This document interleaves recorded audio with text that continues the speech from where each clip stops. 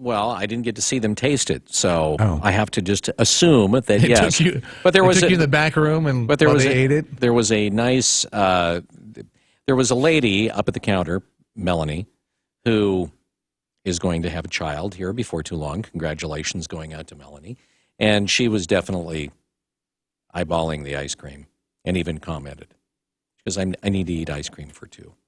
So it's like, Were they oh, just good. like holding the ice cream ransom like at bay where they weren't letting people jump into it? No one was there. You had two people that were there, and everybody else was out working, doing installations.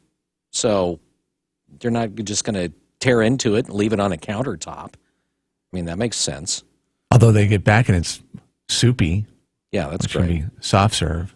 Which is horrible. Should we incorporate that into the rules that there should be people that are there to eat ice cream? If you want. Well, they had something nice to come, I guess, Right. back. Hopefully there was a refrigerator. And thanks to Mike for sending us the email. Mike is the Lane Marble. Mike is, he was out marbling. Okay.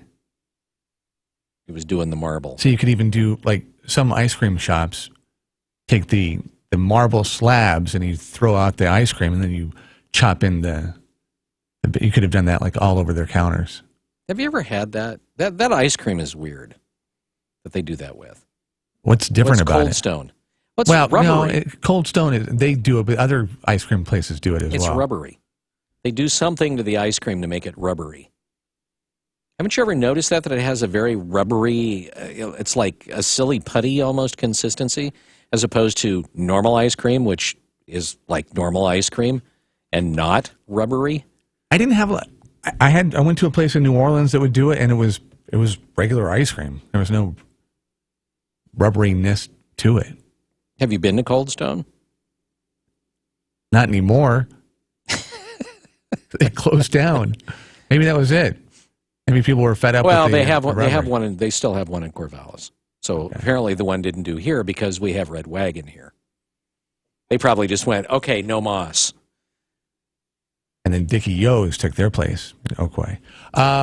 Okay, so if ice cream isn't your thing, but beer is, then you need to be down there at the First National Tap House on Broadway tonight from 4 to 7 o'clock because we, the radio station, KPNW, and Howard from World Class Rock, or as we like to call him, World Class Howard, is going to be down there. We're going to be down there. We have tickets galore. Widmer is showing up with some fine brews and lots of cool giveaways and gear. We give stuff away about every 15 minutes, something like that. But what? We've got tickets for, we have Emeralds tickets.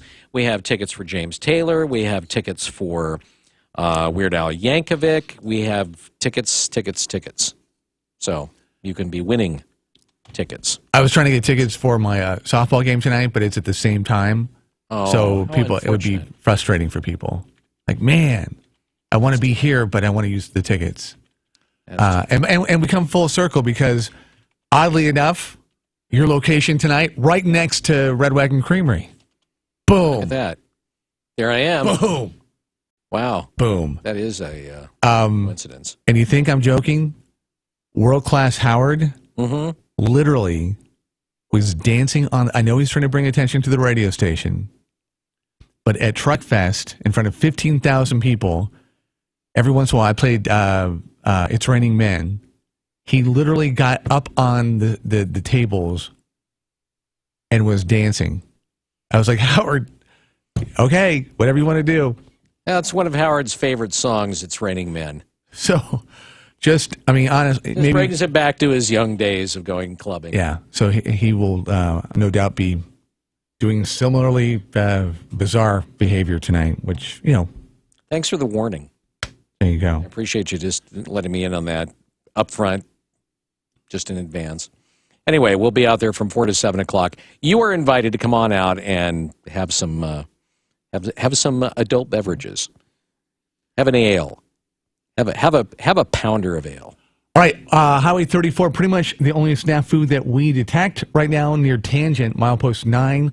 We get a crash that has been there for a couple of minutes. So if that affects you, just be ready for it as you come upon milepost 9. Anything else that you see, let us know, and we'll pass it on.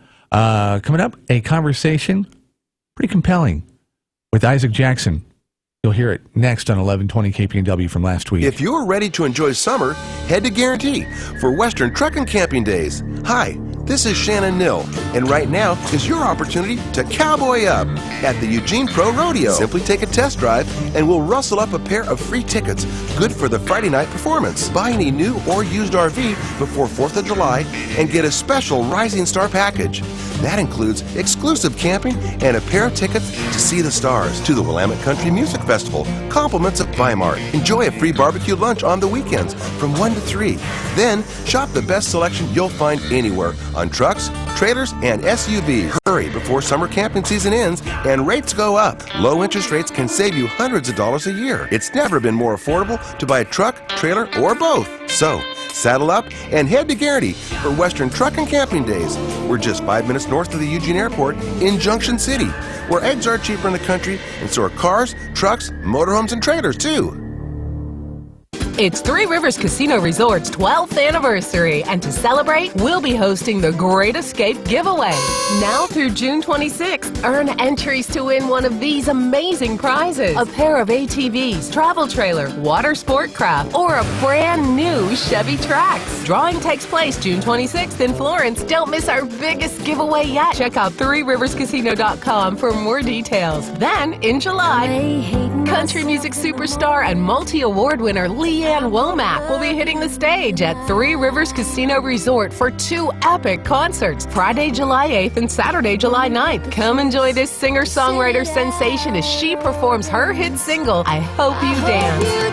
Tickets start at just $19.99. Go to threeriverscasino.com for more details. Summer is spectacular this year with huge giveaways and the hottest country music at Three Rivers Casino Resort, because things are luckier here. You're unique, so why is your mattress one size fits all? Because a custom mattress costs thousands, until now. Hi, I'm Christian von Rickenbach, founder of HelixSleep.com, where you can buy a mattress online, customized for you, for hundreds of dollars instead of thousands. Go to HelixSleep.com, answer a few simple questions, and we build you the most comfortable mattress you'll ever sleep on. Shipping is free, and you have 100 nights to try it out. Go to HelixSleep.com/go and get $50 off your order. HelixSleep.com/go. If you really want to protect your vehicle's floor, why would you settle for anything less than the most advanced vehicle floor protection available? I'm David McNeil, founder of WeatherTech. Our main goal when we design your custom-fit floor liners is to protect your vehicle's floor, period. We don't cut corners, and we don't compromise on quality, ever. So protect your vehicle's floor from dirt, sand, snow, mud, even food and drinks. Learn more at WeatherTech.com or call 1-800-CarMats. WeatherTech Floor Liners, complete protection, completely American-made. KPNW weather, brought to you by Ramjack West. Do you have foundation problems? Ramjack can fix that. Get your free quote at ramjackwest.com.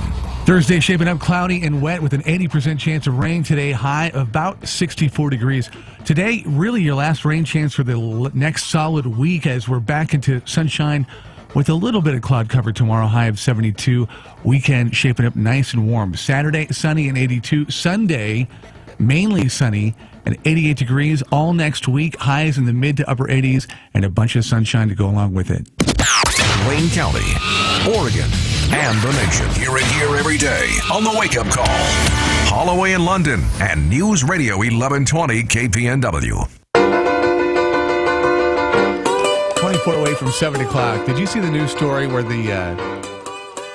and I just saw the headlines. I don't know anything really about this story, but I saw a photo and some footage of the kid who had the Barney mask stuck on his head or her head. No. Had to be taken to the hospital, I guess, or had paramedics or somebody tend to the Barney mask. That's probably something that would happen to me as a kid. Wow. Like the only Injured by your Barney mask? National news.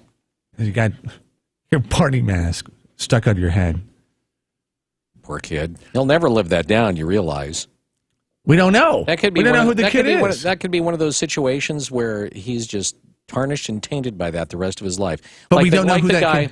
Like the guy who attached the helium balloons to his lawn chair and decided that he was going to go flying. He took his BB gun, and he was going to, if he got too high, shoot the balloons with his BB gun. Right. And then he dropped his BB Brilliant gun. idea. Yeah. Yeah. It's a great idea. I mean, but it ruined his life. It totally ruined his life. You know that for a fact? I know that for a fact. Ruined his life. I mean, I'm not saying it's going to happen to the Barney kid. Ruined his life to the point where he finally put an end to his life because of it. The gentleman from Central Oregon? That guy was not the original. The guy that originally did it, who actually had a picture. The knockoff? Or he was the original? The guy you're talking about? Yeah, the original. The original guy that had his picture taken from a weather plane. Yeah. Well, see, he didn't have a Barney mask or anything obstructing the face, so we got to see what he looked like. This kid smartly kept the mask on, so we'll never know who it was. Maybe that was the parents' move. All right, you. I mean, I don't know. It was an interesting conversation with Isaac Jackson, and it started off with essentially an email that we received from one of the 15. Kind of putting it to Jackson, who happens to be a tort. Okay, here's a conversation from last week in its entirety. Joining us, as he does occasionally, it's Isaac Jackson from Jackson Jones Law. Best way to describe what they do is tort stuff. And if you don't know what a tort is, we have the guy that does the tort stuff here to explain what torting is. Yeah. Is that what you guys do? Is that the verb torting? I don't know about that. I don't think that's like the legal twerking. Yeah. No, we represent people that are injured in accidents, major accidents, and people who've lost loved ones, and we help them deal with the fallout. Mostly the financial fallout. Which can be what? Well, I'm assuming. Well, if someone's responsible, it's either going after their insurance company 99% of the time. The rest of the time, it might be going after their pocketbook, if that's appropriate. Okay, so we received an email from someone who wrote, Bill, I've heard you interview Mr. Jackson twice. That's you. He says he comes from a conservative background, yet has succumbed to being a plaintiff's lawyer. I find it interesting he freely admits there were no damages with the 10-inch Subway sandwich rather than the 12-inch, which I agree. Okay, that was a case that we discussed. Yeah. However, when it comes to the hot coffee at McDonald's, it is and he says parenthetically, a gray area as to whose fault it was. I'm a firm believer in personal responsibility for one's behavior. In the vast majority of cases when people slip and fall, it's not Safeway's or Albertson's fault. It's the people not looking where they were going. So when there is a deep pocket involved, Mr. Jackson dodges the question by saying it is a gray area, as in McDonald's and the lady that spilled hot coffee in her lap. That's my aside. Anyway, he continues, I continue to do independent medical exams, and I pride myself as being an objective examiner. If it is related and someone is liable, I state the facts. So many, however, have minor accidents and feel this entitles them to win the lottery. My experience with plaintiffs' attorneys, you, in general, is that most are ambulance chasers looking to file a lawsuit irrespective of merit. The cost to society is outrageous. Mr. Jackson pretends to be, and he says this parenthetically, a soldier for the afflicted and downtrodden. He carefully avoids commenting on how lucrative it is for him. Dr. Don. So. Well, that's I'm willing to put myself on the hot seat. Obviously. First thing I think about when I read something like that or I hear something like that is really simple. Is if someone wants to come to my office and call my office and they have a fraudulent claim, please don't call. We represent people that inherently we trust, we like, we believe, and we believe need help. Period. And I don't have to take every case, unlike the doctor there who takes every case that the insurance company sends him, and they send him a lot of cases because of his opinions. The reality is this, there's a friend of mine in law school that said, you don't ever get a lawyer until you're screwed.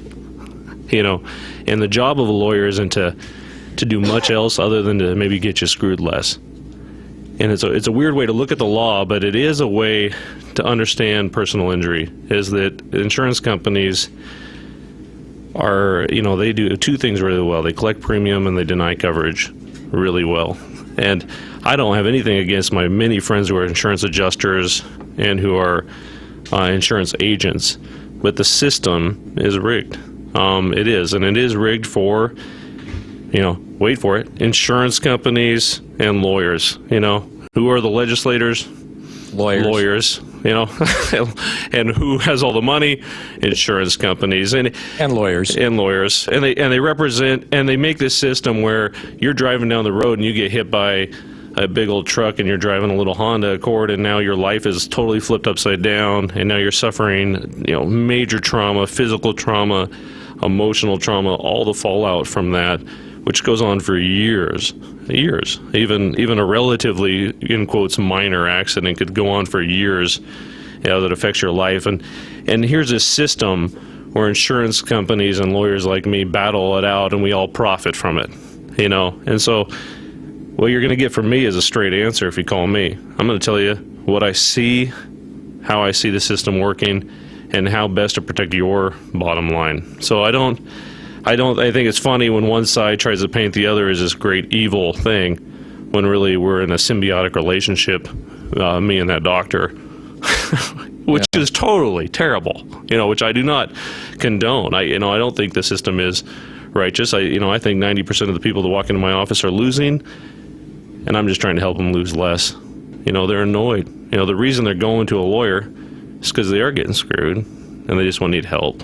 Okay, but what about playing devil's advocate here? Sure. What about you have a situation like, and I'm thinking specifically, I can't remember his name, guy riding a motorcycle, cop pulls him over, essentially, and admittedly the guy was going way over the speed limit. Cop rams his motorcycle, kicks him in the chest, breaks his clavicle, fractures some ribs. Righteously, the guy sues. Righteously, the guy wins. Wins, I think it was about $580,000 in a lawsuit. The plaintiff, the guy that was kicked in the chest by the cop, the state police officer, walks away with about, I think it was $120,000. The lawyers got the rest. You have to admit that it's when people see things like that, they shake their head and go,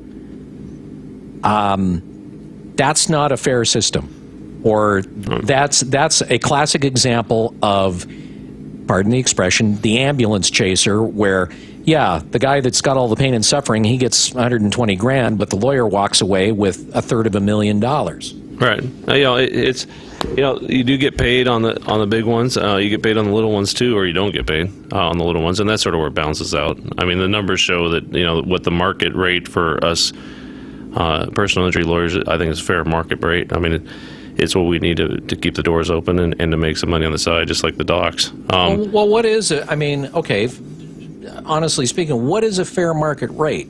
Well, it's what's out there. It's free competition, and there's a lot of us out there. Well, is it a percentage? Is it an hourly? Is it a? I charge a third at my office for any recovery, and the reality is, because a lot of them we don't win anything. Probably over half of the time I'm on the phone talking to people, there's no compensation whatsoever. We're not asking people to put money up front. We want to win for them, and when they win, we win. And so it is, we put our interest in the game. It's the same percentage as a bill collector. That's what's funny. People think, oh, it's such a huge rate. Well, it really isn't. If someone owes you money and you want to hire a bill collector, that's about the rate they're charging. And that's why it is what it is. It's just, how much does it cost to go get to get your money from someone else who doesn't want to give it? I mean, that's really what you're doing with insurance companies. They owe you an amount of money. They're not giving it. What's the percentage to go get it? Well, I think there's the old saying that insurance companies don't make money by paying off claims.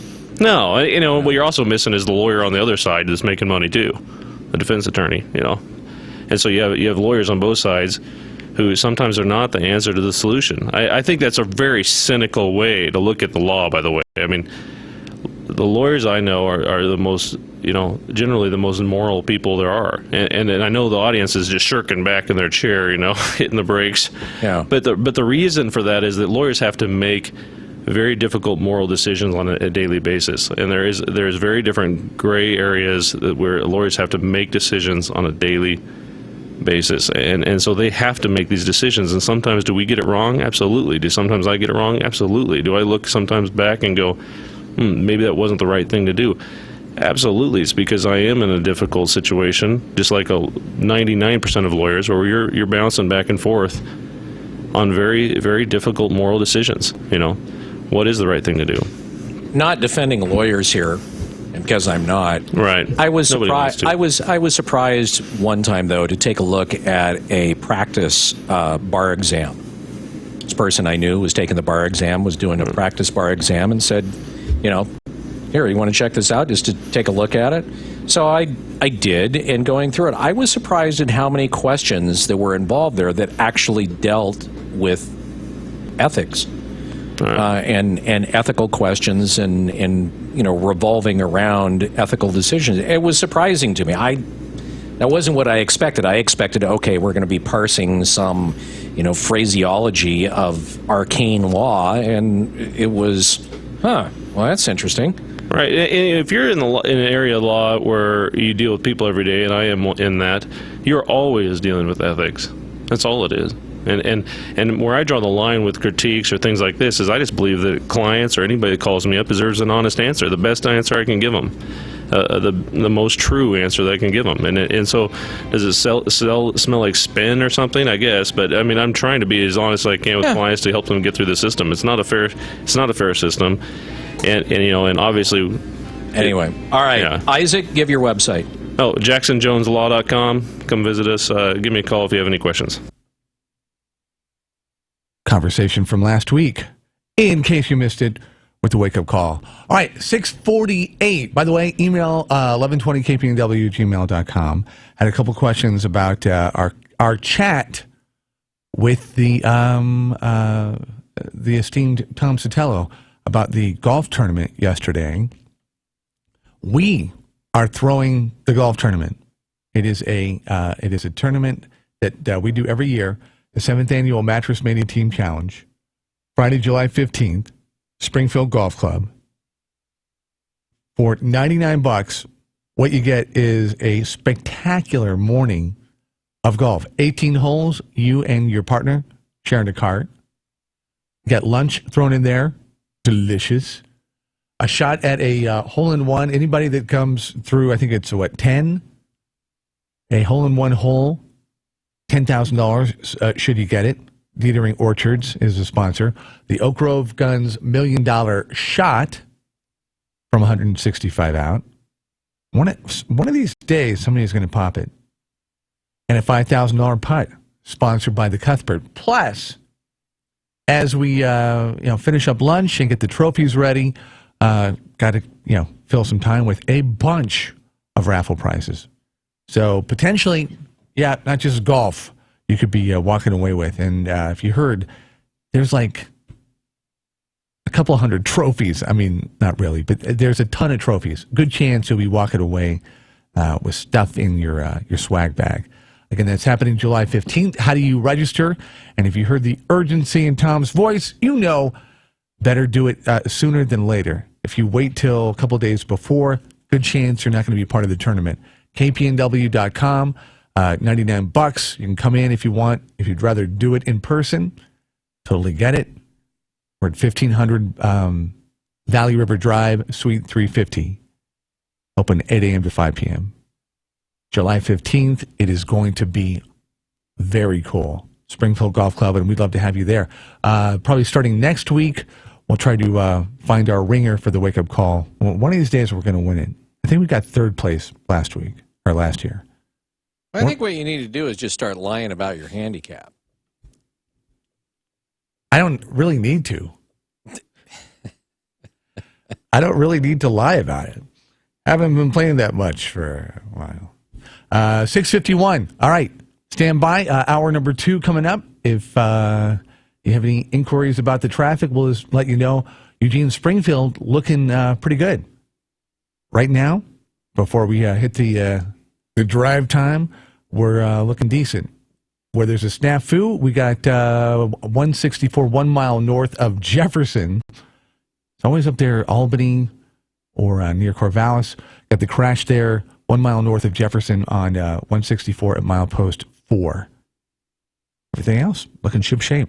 Let's keep it that way. Coming up on KPNW. Get set to save now at Mid-Valley Tractor, your local Kubota dealer. Take command of your lawn care needs with a new Kubota Commander zero-turn mower. Get commercial-grade performance and a full 4-year factory warranty at a price you can afford. Now during the Get Set to Save sales event, get a special introductory price of $38.99 and 0 down and 0% financing for 36 months. Now through June 30, 2016. Call toll-free 1-800-794-4992 for details about cost and terms. Great prices, great products from people you can trust. Mid-Valley Tractor on Highway 99. My name is Steve, and I drive Kendall. I started working as a teenager and spent almost 50 years trying to figure out what I wanted to be when I grew up. Turns out, it's retired. These days, I spend a lot more time with a fly rod, golf clubs, and my grandkids. When it was time for a new vehicle, I went to Kendall Chevrolet. I needed something that could keep up with all my projects around the house and could haul the trailer for all those camping trips with my grandkids. Kendall Chevy made it easy. Now, I love my new Silverado, but what I love even more is seeing one of my grandkids excitedly reeling in a fish. If you want advice on fishing, I have plenty. And car shopping?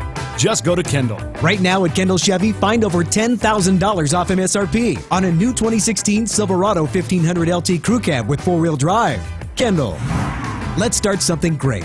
Stock number C12549. All financing on approved credit. Price does not include title, registration, tax, or $115 admin fee. Subject to prior sale. See dealer for details. Offer expires 7/4/16.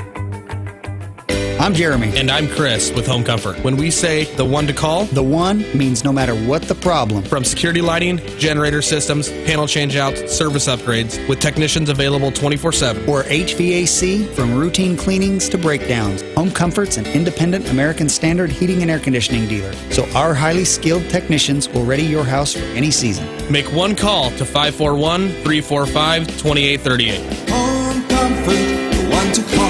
I'm Gary Conley with today's Money Minute. Recently, I reported that by using something called the birth-death model, the Bureau of Labor Statistics has been creating phantom jobs to pump up the employment report. Here's how it works. Historically, new businesses form at the rate of 1 every 60 seconds, while one closes every 80 seconds.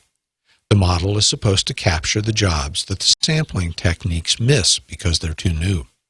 But even if this passed the giggle test, which I don't think it does, birth deaths should be flipped on its head, because it turns out that for the last few years, more businesses are closing down than are starting up. Thus, the BLS has been adding some 200,000 fake jobs a month with this sleight of hand, when it should have been subtracting about 70,000. That's a net swing of 270,000 jobs, all imaginary. For perspective, even using this method, the net jobs created in May amounted to just 38,000. Here's the nugget. You don't need a degree in economics to quickly realize that imaginary jobs don't come with a paycheck, because real employers aren't paying employees who don't exist outside of statistical models. Further, these non-existent paychecks are not being spent in the real economy, which is part of why it's so weak, and why Obama's much-touted vigorous self-sustaining recovery is in fact a fraud. I'm Gary Conley, and that's today's Money Minute. KPNW weather brought to you by Ramjack West. Do you have foundation problems? Ramjack can fix that. Get your free quote at ramjackwest.com. You're the type of person that needs an umbrella, and today will be the last day you'll need that and use it. An 80% chance of rain today. High 64 degrees today. Clouds continuing tonight with a 20% chance of rain tonight. 49 for the overnight low. And then your Friday shaping up. Partly cloudy, high of 72. The weekend, even warmer, sunny and lower 80s. All next week, sunshine and highs in the mid to upper 80s. The Bloomberg Market Report, sponsored by Pacific Continental Bank, serving your business and community in Eugene for over 40 years.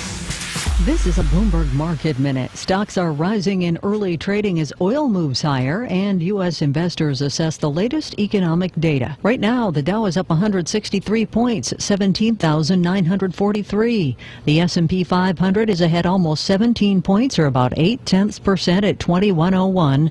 And the Nasdaq is up 35 at 4868. NYMEX crude is higher by 1.2% at $49.71 a barrel. Fewer Americans than forecast filed for unemployment benefits last week.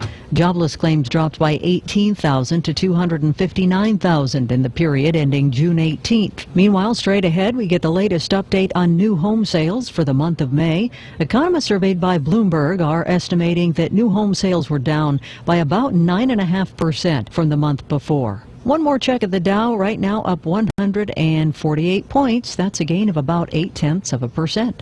Gina Cervetti, Bloomberg Radio. Hey, this was a random act of journalism. The Washington Post exposed how awful the economy is. Now, first they tried to sugarcoat Obama's record. They mentioned the current 4.7 unemployment rate, down from 10% in 2010. But that's where the good news stops, and it's a fraudulent number anyway. The number does not count people who've given up looking for work, and the Post doesn't mention the record 94.7 million Americans who are not working. The labor force participation rate, the percentage of people working, is in free fall. It has dropped under 63%. That's the lowest since the 1970s. Men in their prime working years, between 18 and 54, have been hardest hit. According to a new analysis of developed countries by the White House Council of Economic Advisors, American men are now third from last. I mean, even countries like Greece, Slovenia, and Turkey have higher rates of working men than we do. And we can add to the bad news the Post reported. Millions are working part-time because they can't get full-time jobs thanks to Obamacare mandates. Millennials can't find work, but they've got massive student loan debt. Minority unemployment rates are skyrocketing, not to mention the millions who are working for less than they earned before Obama. I mean, before the recession. This Obama economy, folks, it's a mess. There's no recovery, and all Hillary Clinton's promising is more of the same, which means it's just going to keep getting worse.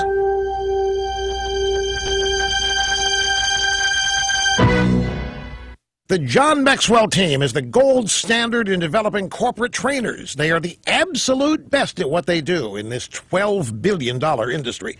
The John Maxwell team is more than 11,000 strong. It'll come together this August for their largest ever International Maxwell Certification Live event. Don't miss this. You will learn from executive coaches, professional speakers, and corporate trainers. Experience 3 days of learning and training from the best. The program will never be offered at this price again. The cost of becoming a certified John Maxwell corporate trainer is no more than taking an online university class, a small price to pay for a life-changing program. So take action by joining the Maxwell team. They are experts at what they do, and they will stay with you on your entire path to success. Visit John Maxwell Radio. We report, you decide. This is News Radio 1120 KPNW, Eugene, Springfield, USA. Fox News Radio. I'm Dave Anthony. Democrats say they won't stop. The Second Amendment is not an absolute right, but nobody should have a weapon of mass destruction. Gregory Meeks wants an assault rifle ban as an all-night gun control sit-in continues this morning. Republican Louis Gohmert, who got into a shouting match overnight, telling Democrats Orlando is a terror, not gun issue, says to Fox. They're doing fundraising calls based on the deaths of these people, and we're standing up for it. It is just so outrageous. Fox's Jared Halpern live in Washington. Microphones and cameras have long been shut off on the House floor. Republicans adjourned very early this morning, but Democrats like Maryland's Chris Van Hollen are not leaving. I asked my Republican colleagues to at least have the courage to come back here and to hold the vote. Votes on so-called no-fly, no-buy legislation and expanded background checks top those demands, which continue to be viewed live thanks to social media apps Democrats are using to document this sit-in. Dave. Jared, they've been voting for 8 hours and will vote for 8 more. Britain's deciding whether or not to leave the European Union. Fox's Simon Owen live at a London polling station. Dave, voters arriving at the town hall here are handed a ballot paper with one question on it. Should the United Kingdom remain a member of the European European Union. The referendum has really caught people's attention, a chance to settle the question of Britain's awkward relationship with the rest of Europe. Remain voters here tell me Britain is better off part of the club. Exit voters say they want to take back control from Brussels. Dave? Simon, 2 sheriff's deputies have been shot and wounded in Louisiana while serving a warrant. We don't know their conditions. This the day after a deputy was killed near New Orleans, shot in the back. Police are outside a Baltimore court ready for any protests as a judge is this hour expected to deliver his verdict in the trial of one of the 6 cops charged in Freddie Gray's death, Caesar Goodson. Fox News Radio. Fair and balanced. Warmer weather is coming. You may be ready, but is your vehicle? Midlane Truck and Equipment Repair can perform a complete inspection of your cooling and air conditioning system to ensure you and your vehicle stay cool when it gets hot out. Offering bumper-to-bumper service and repair on trucks, RVs, autos, and trailers, including general maintenance, in-frame overhauls, welding, fabricating, liftgate, and reefer repair. Call Midlane Truck and Equipment Repair now to beat the heat. The M's are back in town the 23rd through the 27th. Thursday is rodeo night. Saturday, superhero night. Welcome at giveaway presented by Valley River Inn in K-Val. Sunday is the first $1 hot dog night, and don't miss the first Good Karma Monday of the season. Details at emeraldsbaseball.com. We're all part of your community. We all play a role in keeping our community safe. So protect your every day. If you see something suspicious, say something to local authorities. Well, there is a rally going on Wall Street. Fox Business Network's Lori Rothman live at the New York Stock Exchange. Hi, Dave. Today's finally the day. Britain voting on whether or not to remain in the European Union. And while we won't know the outcome until early tomorrow morning, Wall Street seems to be betting that the UK will remain in the EU. Wall Street opening with a triple-digit rally. Right now, the Dow Jones Industrial Average up 151 points. Another mover this morning is Barnes & Noble, bookstore chain, reporting declining sales for the past 2 years because of growing competition from, who else, Amazon.com. But Barnes & Noble hoping that expanding its product line to include adult coloring books and music vinyls will boost sales. Dave? Thank you, Lori. The price of oil is up about 60 cents, close to $50 a barrel, as the price of gas dips slightly. AAA's national average for regulars today just under a fraction under $2.32 a gallon. New report on home sales just out. New home sales tumbled 6% in May, with big declines in the Northeast and in the West. It's better to get a shot than to take a snort. When fighting the flu mist vaccine gets a thumbs down from the government. An advisory committee at the U.S. Centers for Disease Control says the nasal spray version of the flu vaccine is just not as effective, and so they're voting it down for the upcoming flu season. It means everybody will go back to getting a traditional injection in the arm. The vote came after reviewing data, which, among other things, showed the nasal spray being effective for kids less than half the time, whereas the shots worked 2 out of 3. CDC says they'll work with manufacturers to make sure there'll be enough shots to go around. Eben Brown, Fox News. You know that iconic World War II picture, the flag raising at Iwo Jima in 1945? Well, the Marines say today one of the 6 in the photo was misidentified all these years. Upon further review, Private Harold Schultz was in it, not John Bradley, whose son wrote the book Flags of Our Fathers. Bradley was in a different picture taken. I'm Dave Anthony, Fox News Radio.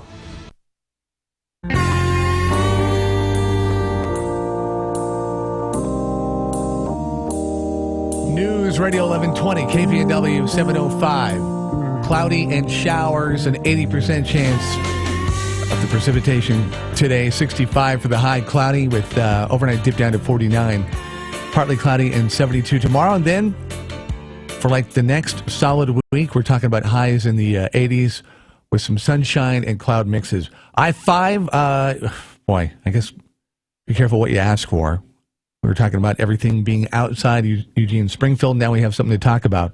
1 mile south of the intersection with 126, milepost 191, we got a crash with delays in place. And if we can check, don't have a trip check cam close enough to talk about the direction, but just be advised. Something now in Eugene Springfield, I-5 if you're heading south from Eugene Springfield. So until he takes his trip, Bill is going to be distracted, and probably he'll be talking about something completely different, and he's going to enter in with something about a bobby or a banger. And bangers and eggs.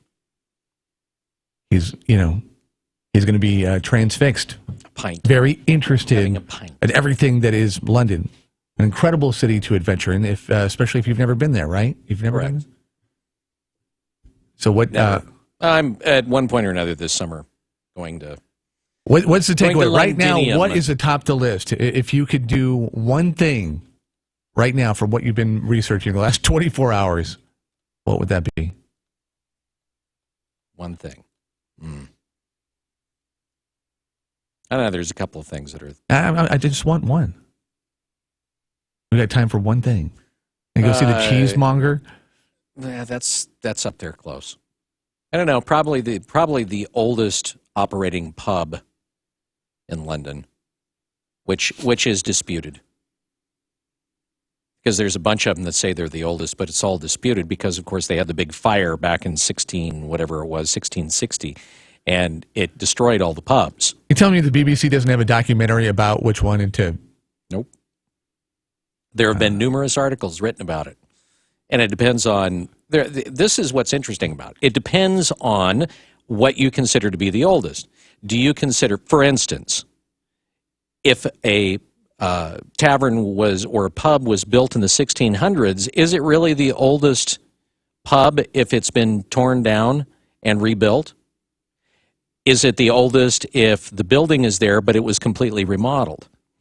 Does it make a difference that the name has existed for 500 years, but the pub itself has moved to 5 or 6 different locations? That's easy.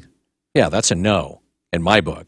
And then there's another one where, well, yeah, this is the oldest bar. Well, it was only a bar since the 1700s, but they made beer there at one point, but under a different name. So how do you define oldest? It's not, you look at it and go, so the one that I have kind of settled on was Samuel Pepys wrote about the London fire.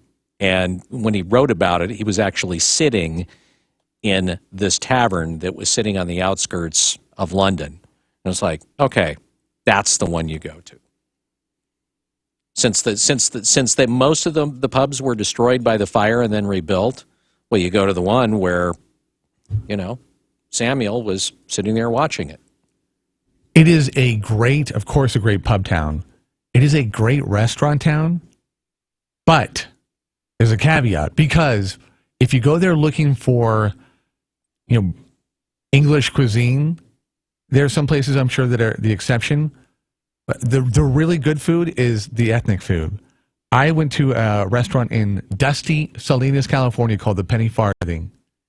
And they had it was an English pub in Salinas, California. I know.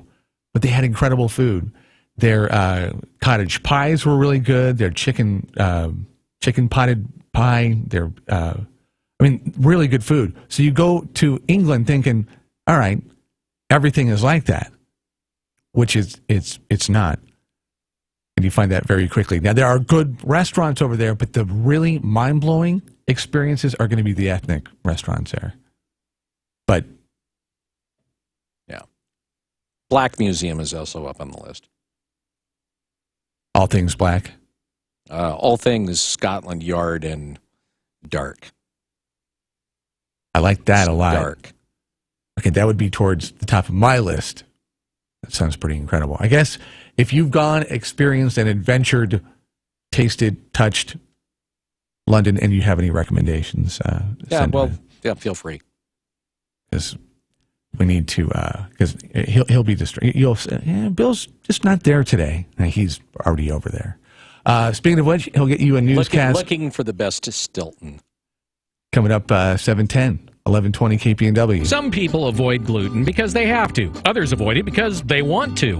At Burrito Amigos, they say either way, they can help deglutify your menu. For instance, they have taco salad. The best part is you can build it yourself with beans, your favorite meat, lettuce, tomatoes, cilantro, cheese, tasty guacamole, and sour cream on a bed of, yes, gluten-free corn tortilla chips. Keep in mind, Burrito Amigos large taco salad should have wheels and a 6-cylinder engine with a granny gear because it's so big. Now, if you're catering something for work, a school, or club, just order the taco salad and you don't have to worry about figuring out a gluten-free menu. or even ask if anyone requires a gluten-free meal. One thing that should also be mentioned, Burrito Amigos taco salads taste great. If you're going meat-free, Burrito Amigos has a vegetarian menu that's more extensive than most sit-down restaurants. From tofu burritos to the bueno no cheese burrito, Burrito Amigos adds more to their menu for people who need to leave things out of theirs. Burrito Amigos, the friendly ones in Eugene and Springfield. Hi, I'm Carl Deichler, the CEO of Beachbody, and I'm here to tell you about an amazing new way you can start losing weight for free right now. You've probably seen our workout DVDs on TV like P90X, Insanity, and 21 Day Fix. We just launched a beta trial of our new digital video platform, Beachbody On Demand. So while we're testing out this new digital video service, I'm inviting you to use it for free for 30 days. That means you can lose 10 pounds, 20 pounds, even 30 pounds without paying a dime. Text the word TRIAL to 303030, and you can do 30 days of P90X, Insanity, or any of over 400 workouts for free. Now here's the catch. In return, all I ask is you let us know what you think of the service so we can make Beachbody On Demand the best fitness and weight loss site ever created. Just text TRIAL to 303030 and get started for free right now. Again, text TRIAL to 303030. Message and data rates may apply. Membership fees apply after 30-day free trial. Cancel anytime. Now, this morning's wake-up call with the latest news from the Northwest and your neighborhood on News Radio 1120, KPNW. Good morning. This look at the news brought to you by Burrito Amigos, the friendly ones, featuring great breakfast burritos and fresh brewed locally roasted coffee for a tasty start to your morning. Here's what's going on. Well, a Goshen man is facing charges after gunplay earlier this week at a Eugene motel. Police say 40-year-old Damian Jonathan Tilton fired multiple shots at a vehicle after a dispute in the parking lot of the Night Inn on West 6th Avenue around 8:30 Tuesday morning. Tilton reportedly fled the scene before officers arrived. Springfield police eventually found Tilton in the Glenwood area. Eugene police were called out where they arrested Tilton. He now faces charges of reckless endangerment, possession of a firearm, and unlawful use of a weapon. Tilton, it seems, has a long and colorful criminal background, including an arrest in 2004 that led to his conviction on more than 20 charges, including first-degree theft, forgery, and reckless endangerment. A Eugene police officer was found guilty on misdemeanor assault and official misconduct charges for beating a handcuffed man at the Lane County Jail 2 years ago. The beating was caught on tape and played a prominent role in John Charlot's trial. Charlot is expected to be sentenced tomorrow. Judge Mustafa Kasabahai made the guilty verdict in the case after Charlot waived his right to a jury trial. Charlot was accused of beating Arik Bumpus at the jail shortly after Bumpus was arrested for trespassing at a local bar. Charlot is also facing another set of legal problems as Bumpus has filed a civil suit against the officer who's served for the last 16 years. An arbitrator has ruled that Lane County erred in firing an employee for his off-duty use of medical marijuana that he says was based on the recommendation of a doctor for side effects of cancer treatment. Michael Hirsch will be reinstated as a senior programmer and systems analyst. The county has also been ordered to give him about $22,000 in back pay. Arbitrator Jeffrey Jacobs determined the county hadn't provided evidence indicating Hirsch had used marijuana at work or that his off-duty use affected his performance. Hirsch, a 60-year-old prostate cancer survivor, was fired in December after a pair of employees reported smelling marijuana smoke on his clothing. County spokesman Jason Davis issued a statement saying the county relies on maintaining, quote, a drug-free workplace to receive federal funds. Oregon's new tax on recreational marijuana is bringing in millions of dollars, but not as much as it should be because apparently some retailers don't know how to file the paperwork. Brad Ford reports. Marijuana is taxed at 25% in Oregon, and since the first of the year, at least $60 million worth of pot has been sold. We've processed $14.9 million in marijuana tax payments. Troy Krosick with the Department of Revenue says that while retailers are paying the tax to the state, not all of them are completing the paperwork. A little more than half of the dispensaries who've made payments have filed their quarterly return. Some of the retailers have not made payments, and they face penalties and interest. The state is working with retailers who are behind on payments and not doing the proper filing to teach them about the process. Brad Ford, KPNW. Oregon Democratic Congressman Earl Blumenauer says Democrats want to shut down government. They're doing it to focus attention on ways of eroding the Second Amendment. We know what to do to stop gun violence. Treat it like the public health epidemic that it is.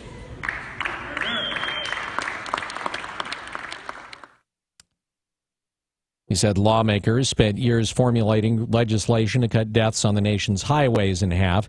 He says he at least wants a vote on a bill that would prevent a person on the no-fly list from buying a gun. Federal health officials are conducting a short-term evaluation related to the exposure of workers to chemical vapors on the Hanford Nuclear Reservation. The probe by the National Institute for Occupational Safety and Health is expected to focus on several areas, including medical response, safety and health program management, and exposure control. For decades, Hanford made plutonium for nuclear weapons. Much of the waste from that site is stored in 177 giant underground tanks that are the focus of cleanup efforts at the site near Richland. Cleanup is expected to take decades and cost billions of dollars. Hanford workers have long raised issues of chemical vapors associated with waste in the underground tanks. Union Pacific plans to start moving oil trains through the Columbia River Gorge as early as this week. Brad Ford reports that's stunning to residents who live near the site of the derailment earlier this month. It was nearly 3 weeks ago that a Union Pacific train derailed and burned in the town of Mosier. An investigation shows bolts had come loose, causing the derailment, and UP's equipment didn't detect the problem. Hood River Mayor Paul Blackburn says without solving the problem, it's going to happen again. The question is, how many more of these, how frequently are we willing to accept? How many towns is it going to take before we say enough? The mayor of Portland is calling the governor to ban oil trains. Oregon Senators Ron Wyden and Jeff Merkley are calling on the Federal Railroad Administration to temporarily stop the trains until steps are taken to prevent similar problems in the future. I'm Brad Ford, KPNW. Which, of course, all begs the question, so if you stop shipping the oil by trains, how are you supposed to get it there when you don't have pipelines? Fireworks sales begin in Oregon today. Any firework that flies, shoots, or explodes are considered illegal in the state. Fireworks sold at retail stands are checked to ensure that they're safe and are only selling compliant fireworks. Fireworks purchased in other states may be legal there, but they may not be legal here. And we're talking about things like mortars, bottle rockets, Roman candles, and all things that are fun. Oregon law forbids possession of those, and possession or use of a firework that flies, explodes, or travels more than 6 feet on the ground or 12 inches in the air. Under Oregon law, officials can actually seize illegal fireworks and fine whoever it is that's shooting them off $1,000 per violation, including facing charges for possession of illegal fireworks and endangering life and property. You can be arrested and jailed for it. It's no secret that Oregon's population is growing, especially in Central Oregon, where communities like Bend and Redmond have seen huge growth in just the last 25 years.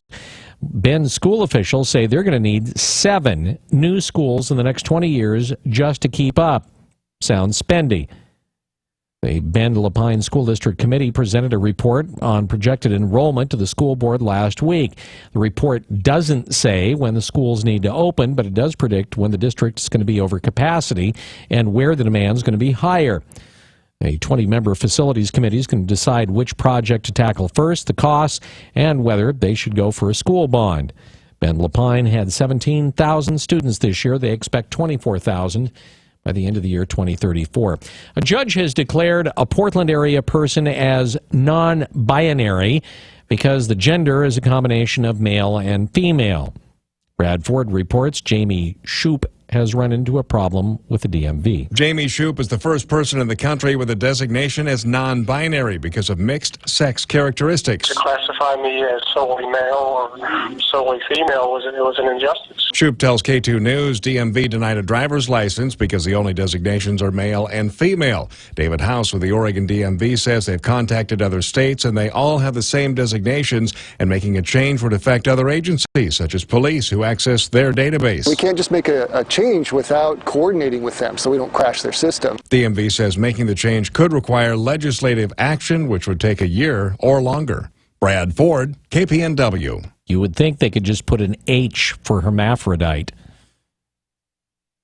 And finally, officials say the owner of a piglet found running alongside I-5 south of Eugene has been found. Oregon State Police troopers responded Tuesday night after somebody said that there was a dog in the northbound median of the freeway. Well, the troopers arrived and found that the dog was actually a pig about a month old.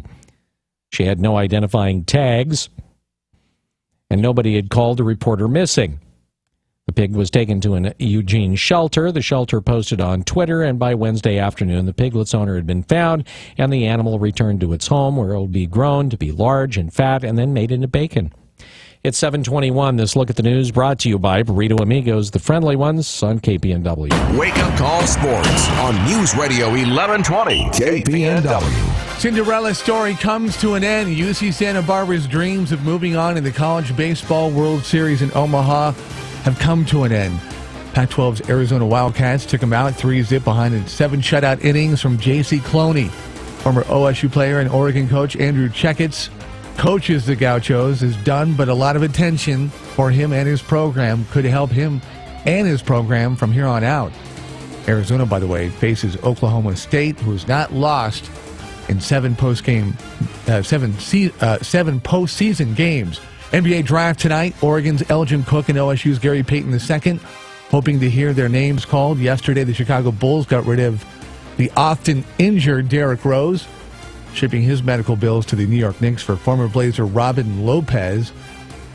In another trade, Hawks send Jeff Teague to the Pacers to get the number 12 pick from the Jazz, who get point guard George Hill from the Pacers. Finally, Las Vegas gets a professional sports team. They're rejoicing down there in Sin City as Commissioner Gary Bettman welcomes the first expansion team since 2001, when the Minnesota Wild and the Columbus Blue Jackets joined the party.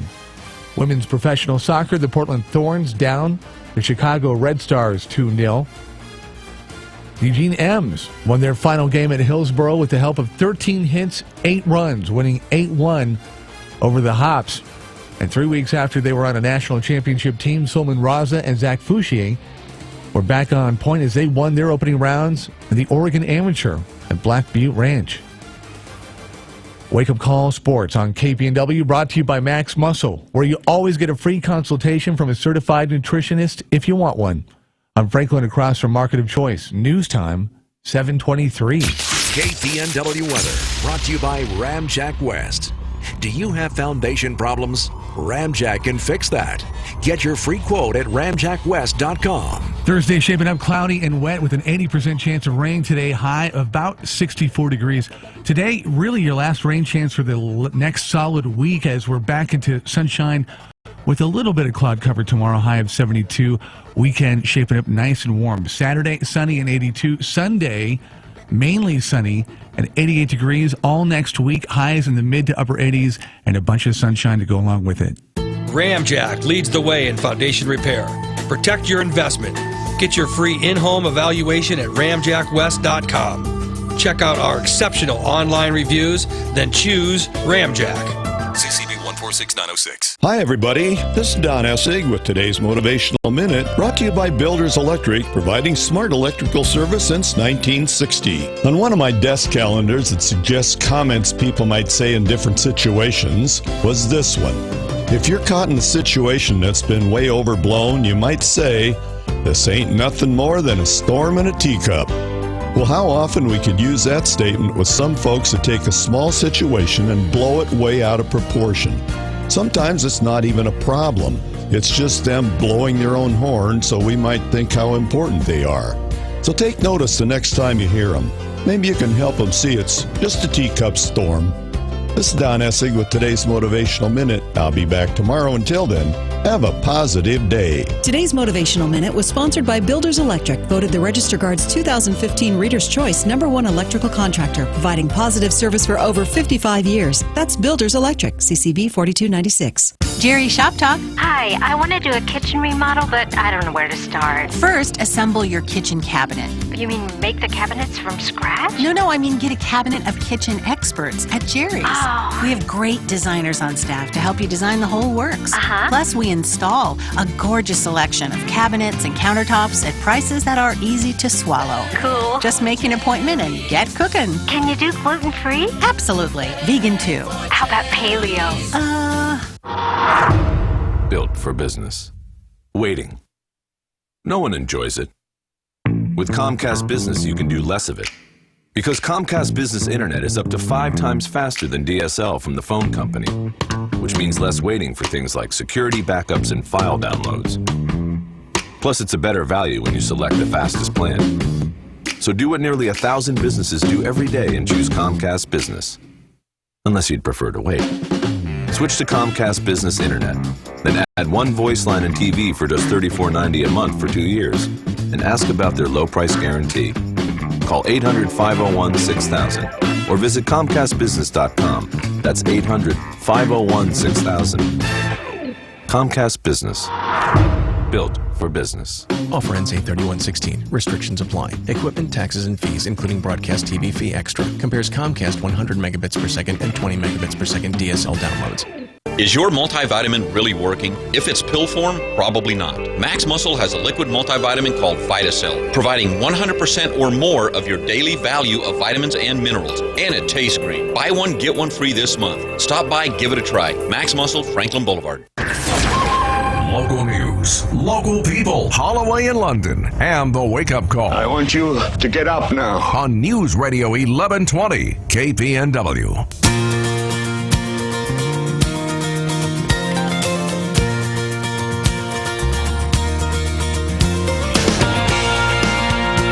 Good morning, 727 with the wake-up call. News Radio 1120 KPNW. Couldn't have been too much of a debacle there on I-5, as we already have the lone Eugene Springfield situation. It's like it's been remedied, so that's good. Let's hope that continues. A clean bill of health on the commute. If you should see anything, let us know.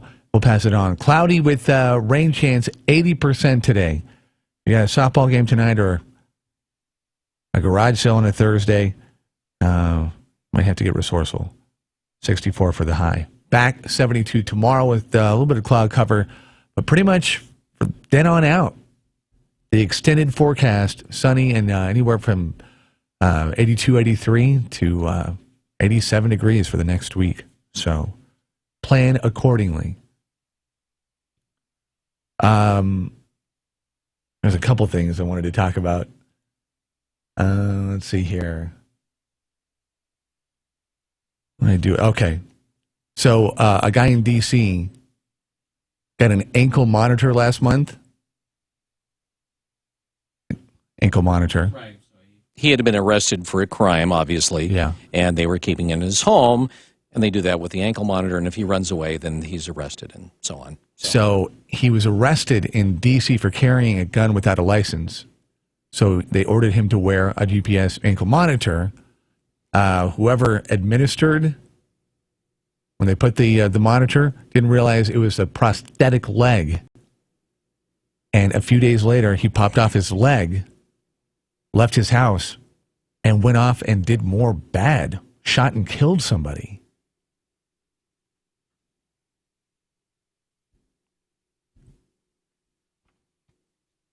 Oops. How do you not know? That was my first initial thought reading the story. It's like, how do you not know that it's prosthetic? I guess.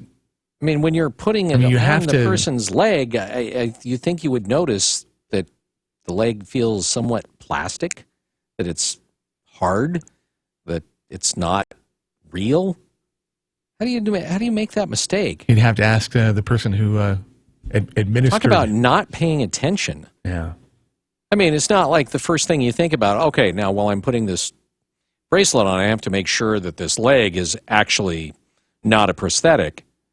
But it just seems like you'd notice it just because you are somewhat aware of just things in general around you. I don't know. I find it kind of odd. You can go temporarily blind if you use your phone in the dark. Maybe you've turned the lights off, maybe the wife or the hubby is going to bed, and so you pop open the phone. If you look at it with one eye while your other eye is closed, and this is from the New England Journal of Medicine, New England Journal of Medicine reporting that 2 women have temporarily gone blind in one eye from using their phones in the dark. So I guess if you're using both eyes, you should be okay. How long does the blindness last? Doesn't say exactly the time that it came back, but apparently it does. The vision came back fairly quickly. So the fact that somebody is actually studying the fact that when you are in the dark and you have a small light source that's fairly bright, that when you turn it off, it temporarily blinds you. Huh.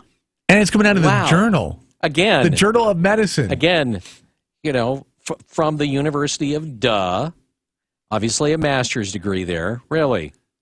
How do you... So do we start public service announcements with making sure that if it's dark and you're watching the cell phone, use both eyes, because it's not permanent, short-lived. I can't believe that people are actually concerned, and this is probably taking up time for a lot of media sources. Overeating, by the way, can make you gain weight, and overeating all at once can cause indigestion. Okay, if you didn't know this, I'm just telling you this right now as a public service, that if you overeat, if you just sit there and just gorge yourself in one sitting, it can hurt. It can hurt. By the way, if you're allergic to peanuts, peanut butter is not a good thing to eat. All right, if you're allergic to peanuts, stay away from peanut butter. Especially if you eat a trash can amount, that a vat of peanut butter, not good. Yeah, particularly if you're allergic to it. Yeah. Keep that in mind. We're bringing this to you as a public service because you probably didn't know these things. Well, when we talk about it, we talk about idiocracy and the fact that we're just, as a society, kind of dumb. I mean, think about the things that we talk about. I've had this conversation. I've had it twice now in the last, say, couple of weeks, where you actually have to put a disclaimer out there or have a news story, or politicians coming out with this big, huge, and the interns and their managers. Oh, this will be great. Yeah, let's get news out there. And it's like, really? We stopped everything for that? Ay caramba. Coming up a little bit later on, we're going to be talking Brexit. The big vote is today. And let's see, we're 8 hours ahead, which is I'm going to make it about 4:30. So at about 5:30, and I don't know when the polls close over there. Have you seen when the polls close? No. All right. Well, we'll be getting into the end of the day in polling. It's when we have our interview at about, it would be 5:40 there. Oh. So would today's results, would that affect your travels over there? No. No? That has nothing to do with it. No? I could care less. No. Has nothing to do with it. But we are going to be talking Brexit because it is causing major controversy overseas. The markets this morning, because they think that Brexit is going to fail, have surged hugely. And it'll be interesting to see, what the fallout is. There's still a lot of people that think even if Brexit fails, that there's still going to be major fallout because of it, and that there are other countries that are already looking at Britain right now and saying to themselves, for a lot of the same reasons that many Brits don't like the EU, are at least thinking about the same thing and maybe looking at different ways of trying to go about something akin to Brexit. Anyway, we'll have Katie McFarland on the show coming up at about 8:40 to talk about that this morning here on News Radio 1120 KPNW. All right, tonight, Thirsty Thursday, going to be hold up camp at the Tap House with all kinds of prizes and things getting underway at 4 o'clock. Yep, 4 o'clock to 7 o'clock. We're going to be at the First National Tap House, and it's, of course, brought to you by your friends here at KPNW and Widmer Brewing Company, and we're just going to have beer, we're going to chat, we'll have prizes, concert tickets galore, James Taylor, Weird Al, we have tickets to the Eugene Emeralds, we'll have a pair of tickets for the Olympic trials. I'm taking these out of our own private stash, by the way. Why are you doing that? So nice. Oh, and I'm finding out now, thank you, Michael, that smashing your thumb with a hammer causes swear words. So please be aware of that. Anyway, we'll see you at the first. See, this is the type of common sense that you need this time of the morning. Anyway, we'll be at the First National Tap House, again, 4 to 7 o'clock. It's on Broadway. We would love to see you there. Would love to give you stuff, and the beer signs came in yesterday.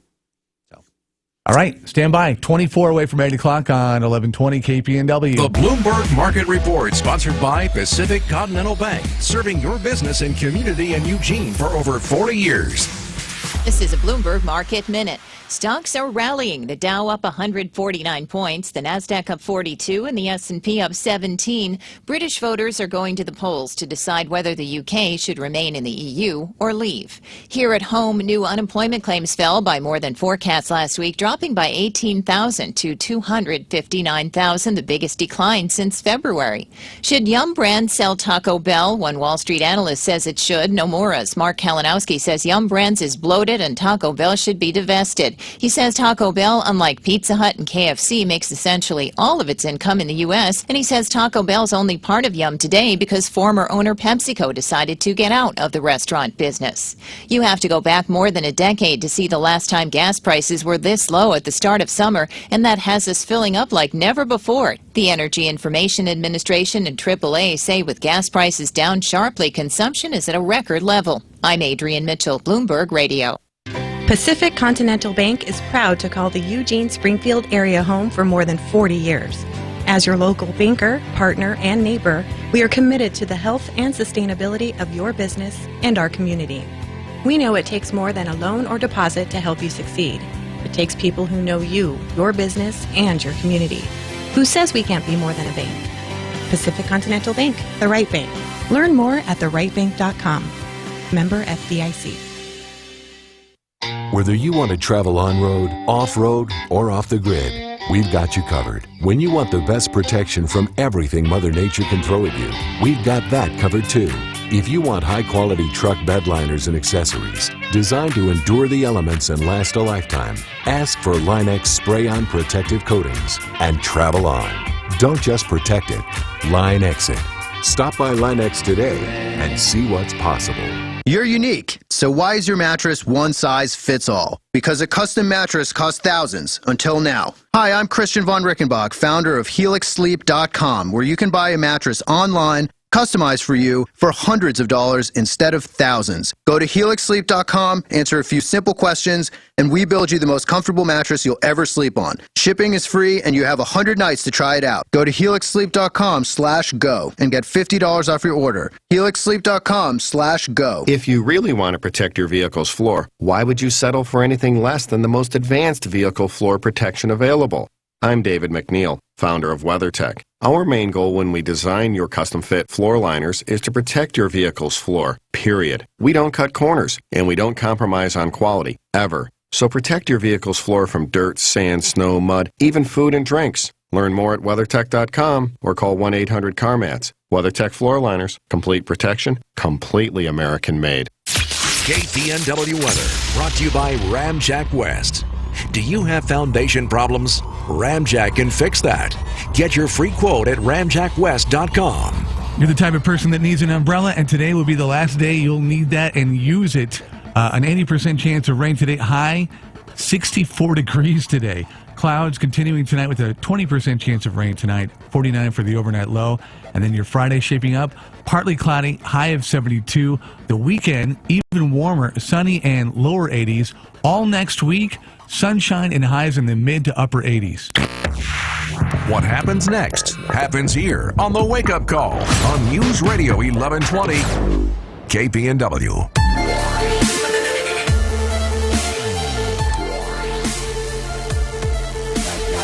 News Radio 1120 KPNW. So, political correctness.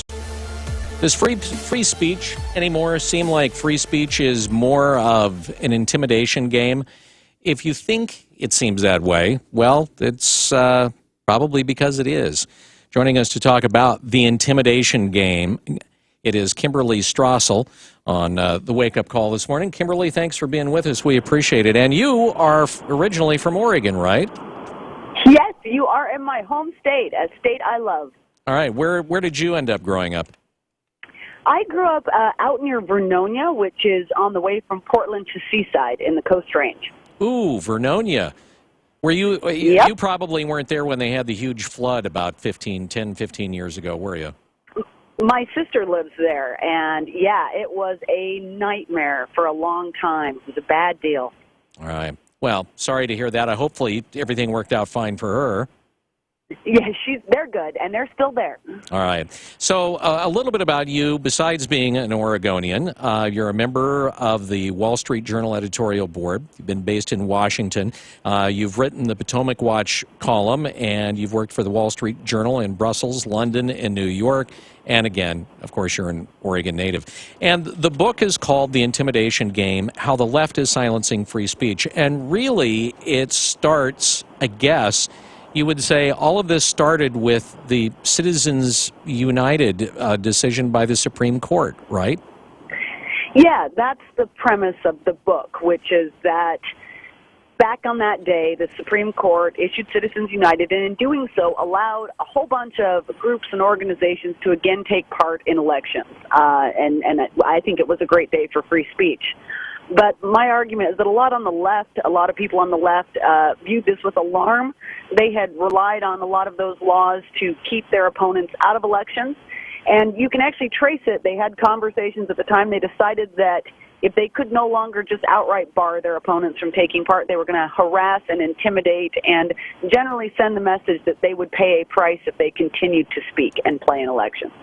Talk a little bit about how about the humiliation aspect was really kind of the brainchild of Larry Tribe. Yeah, Larry Tribe is a scholar, and this started, it was very much focused on corporations, right? They didn't want corporations to be involved in elections. I find that disturbing. I think corporations are people, they represent, thousands and thousands of their workers. They clearly have an interest in free market policies and fewer regulations that benefit the economy and their businesses and their shareholders. But the left didn't like that, and Larry Tribe said, he was the first guy who came up with this idea in an article not long after Citizens United, and he said, at the very least, we should be embarrassing these CEOs. We should have to make them go on TV and admit to spending money and say how much, and that was sort of the beginning of the idea of humiliation, yes, and trying to scare people out of doing it, saying there's going to be consequences if you actually take advantage of this right that the Supreme Court has given to you. Talk a little bit, if you would, about, how all these pieces sort of come together, I guess, because you got a variety of things. People will look at, for instance, the investigations into the IRS and the way that the IRS was allegedly harassing, groups that had the word patriot in their name that were trying to get non-prof status. The politicization of government agencies and the like of it. I mean, how does all of this sort of come together? So the intimidation game, and I spent years reporting it, what I found in the course of that was that there's common players in all of this. Elected Democrats who exercise these tactics again and again, bureaucrats who listen to those Democrats, liberal prosecutors who replicate it in a law enforcement procedure. And you see these through various stories. So in the IRS's case, you had elected Democrats sending letters. This was 2010 as well. Citizens United had just come out. They were very concerned about the midterms. They knew that there was a big backlash coming, that they were likely to lose control of the House. They were very worried that all these Tea Party groups were going to go out and take part in elections as well. So you had elected Democrats sending letters to the IRS saying, someone needs to do something about these groups. You had the President Obama, out on the stump saying, there's all these nonprofits and we don't know who fund them. They could be foreign entities. They could be foreign controlled. He knew that wasn't true, but it was a bit of a dog whistle to the IRS to act, and the bureaucrats there were listening.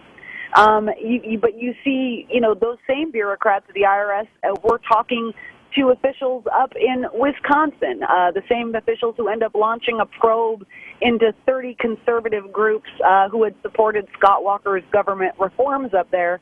It ended up being a secret investigation, subpoenas. There were pre-dawn raids in that instance. It ultimately had to get shut down by the state Supreme Court, which issued a ruling that said that this prosecutor had essentially engaged in made-up theories of the law in order to go after people who were wholly innocent of any wrongdoing. So, but there's a lot of, and then there's activist groups as well who agitate against free market groups and stage boycotts and protests and dog them on the internet, and they're all connected with these Democratic officials too. Talk a little bit. One of the folks that is featured fairly prominently in the book is the subject, I guess you would call it, of IRS questioning, and her name is Karen Kenney. And some of the questions that when she was trying to set up her, little group as a nonprofit, some of the questions that she received in a large package from the IRS, and some of the questions they asked that really had absolutely nothing to do with nonprofit status. Oh, it was astonishing. And that's the other thing I try to do with the intimidation game is go out and tell these stories with all the facts and details, but through the eyes and the stories of people who had actually been the targets of these campaigns. And Karen Kenney's an amazing woman. She set up a kind of constitutional conservatives group out in northern L.A. called the San Fernando Valley Patriots. And yes, she wanted nonprofit status really just for very patriotic purposes. She wanted to put up posters that said, go vote in your elections. By the way, she wasn't even advocating you vote for anybody in particular. It just said, go vote. And she needed a nonprofit status in order to be able to take some contributions to fund things like that. So she went to go through this process. And yes, she got this extraordinary questionnaire, many, many pages long, that asked whether or not she had family members working there, every press release she'd ever put out, all kinds of things about the events that she held. And this is not supposed to happen at the IRS, especially not at the stage in which you're simply applying for nonprofit status. The IRS's job at that point is simply to make sure you've got all your articles of incorporation in place and that you've crossed all your T's and dotted your I's. And instead it was this complete it was something to behold. And she kept getting these questionnaires, not just one, she got several.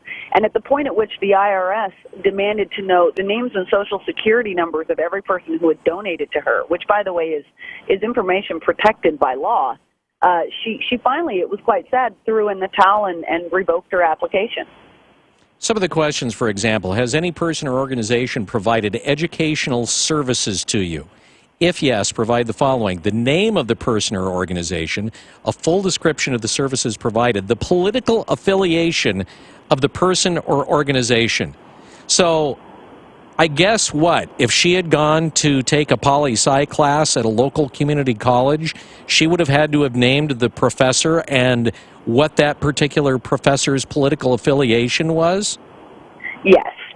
And, some of these questions were ludicrous, too. It was clear that the IRS had done at least kind of haphazard research on some of the groups that they were questioning, which is also creepy because they were clearly already doing their own monitoring of these groups. And for instance, Karen got a question asking her about an event in which a politician was coming out saying, tell us about this event he's hosting. Of course, the thing was, it wasn't even an event she was hosting. So they were getting things wrong as well, too, but it left the impression the IRS was just throwing anything out there to gather information on these groups. And I think if you read the book, it's pretty clear that the reason they were doing that is they were looking for any excuse to not give these people permission to operate as not-for-profit. Well, I mean, but it goes beyond that. I mean, it's obviously intimidation. One of the questions, do you directly or indirectly communicate with members of legislative bodies? What the hell business is that of the IRS? Oh, exactly. This is in our First Amendment, our freedom to petition the government. And we don't have to tell everyone when we do that either. Your right to go and talk to your elected representatives is none of the IRS's business whatsoever. So yes, it was intimidation, and she said that was how she felt, that when she got this letter, she felt it was a warning to her, saying, if you keep going down this road, we're going to make life hellish for you. And that was a message many of those Tea Party groups, some of them very valiantly carried on and fought to get their nonprofit status. Some of them revoked their things. It may surprise some of your listeners to know that some of them have yet to receive their nonprofit status. I don't think it would surprise them. It shouldn't. I mean, the targeting is going on to this day. What, if anything, can really be done about this? And I'm just going to call it the weaponization of government against, the people and those who decide that they want to speak out against it. I mean, that is our right. That was, that was why the Bill of Rights was written. That's why we were given First Amendment rights, was to be able to criticize our government.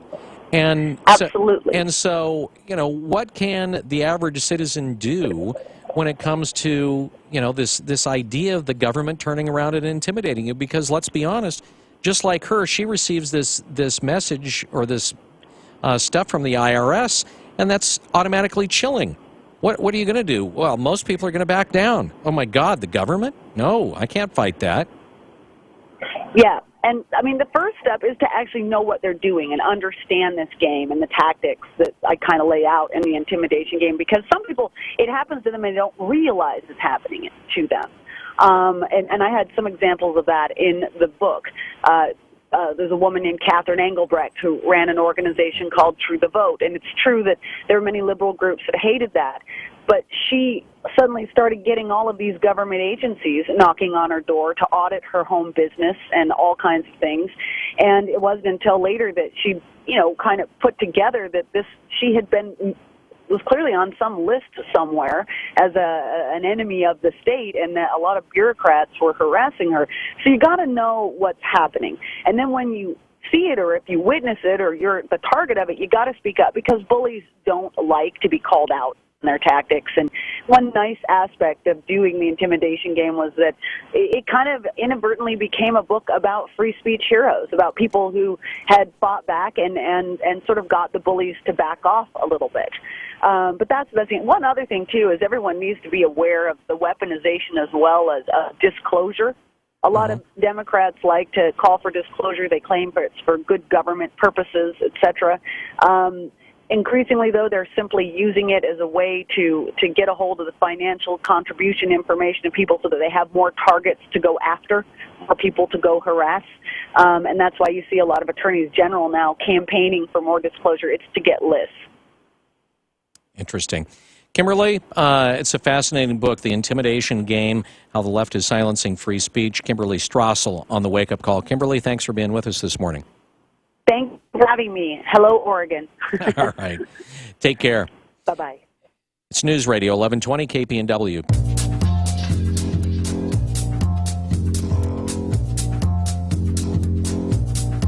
So you want to adjust the head just a little bit under the knees, and you kind of tweak it back and forth a little bit until you find that sweet spot where it's like zero gravity.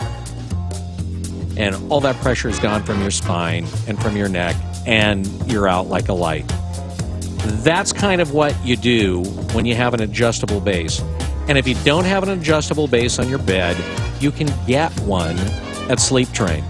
You're not only going to find the great adjustable bases. I have one, and I do really love the thing. And if you're somebody that has the occasional back issue, or maybe it's kind of chronic, you're going to discover that you can have a good night's sleep without having to go out and sleep in the easy chair in the living room. And folks that have chronic back problems know exactly what I'm talking about. Head on down to Sleep Train. You're going to find great mattresses and, of course, the adjustable bases that will make your life and your sleeping so much better. Red, white, and blue sale going on right this moment. $300 off on Sealy Posturepedic and Simmons Beauty Rest, or 3 years interest free financing, even on Sleep Train's exclusive new Temper HD models. Talking about a great deal. You're going to get the guaranteed lowest price with a 100-night low price guarantee and the same-day delivery. Our good friends, Sleep Train, ready to, well, get you resting a lot better in Eugene, Springfield, Corvallis, and Salem. And tell them you're like this with the wake-up call. Sleep Train. Get set to save now at Mid-Valley Tractor, your local Kubota dealer. Take command of your lawn care needs with a new Kubota Commander zero-turn mower. Get commercial-grade performance and a full 4-year factory warranty at a price you can afford. Now during the Get Set to Save sales event, get a special introductory price of $38.99 and 0 down and 0% financing for 36 months. Now through June 30, 2016. Call toll-free 1-800-794-4992 for details about cost and terms. Great prices, great products from people you can trust. Mid-Valley Tractor on Highway 99. If you're ready to enjoy summer, head to Guarantee for Western Truck and Camping Days. Hi, this is Shannon Nill, and right now is your opportunity to cowboy up at the Eugene Pro Rodeo. Simply take a test drive and we'll rustle up a pair of free tickets, good for the Friday night performance. Buy any new or used RV before 4th of July and get a special Rising Star package. That includes exclusive camping and a pair of tickets to see the stars, to the Willamette Country Music Festival, compliments of Weimar. Enjoy a free barbecue lunch on the weekends from 1 to 3. Then, shop the best selection you'll find anywhere on trucks, trailers, and SUVs. Hurry before summer camping season ends and rates go up. Low interest rates can save you hundreds of dollars a year. It's never been more affordable to buy a truck, trailer, or both. So, saddle up and head to Garrity for Western Truck and Camping Days. We're just 5 minutes north of the Eugene Airport in Junction City, where eggs are cheaper in the country, and so are cars, trucks, motorhomes, and trailers, too. This is your wake-up call. Bring it down a couple of notches, because you're a little too happy. Holloway in London on News Radio 1120, KPNW. Hi, this is Brian Sutherland, owner of Amco Transmissions in Springfield. For years, Amco in Springfield has been repairing your cars and trucks' most complicated system, the transmission. So it's no wonder people come to us with all sorts of problems. Don't take any chances. Bring your car to Amco in Springfield. We'll diagnose it right, repair it for a fair price, and back it with a nationwide warranty. Whether it's your car, truck, or motorhome, call Amco Springfield, 541-726-6824, or find us on Facebook. That's AAMCO. You're going to need me. You're going to need us. All of us. You're going to need the next generation of leaders to face the challenges the future will bring. Support us at 4h.org. The Bloomberg Market Report, sponsored by Pacific Continental Bank, serving your business and community in Eugene for over 40 years. This is a Bloomberg Market Minute. Wall Street's indexes are moving nearly 1% higher. The Dow up 135 points, the Nasdaq up 37, and the S&P up 15. Voters in the UK are voting on the Brexit referendum that will decide whether Britain remains in the European Union. New claims for unemployment benefits fell last week by more than forecast, adding to evidence that the labor market is healthy and stable. New claims dropped by 18,000 to 259,000, 11,000 fewer than the average forecast of economists surveyed by Bloomberg. New home sales fell 6% in May, according to the Commerce Department, but last month's figure was an 8-year high.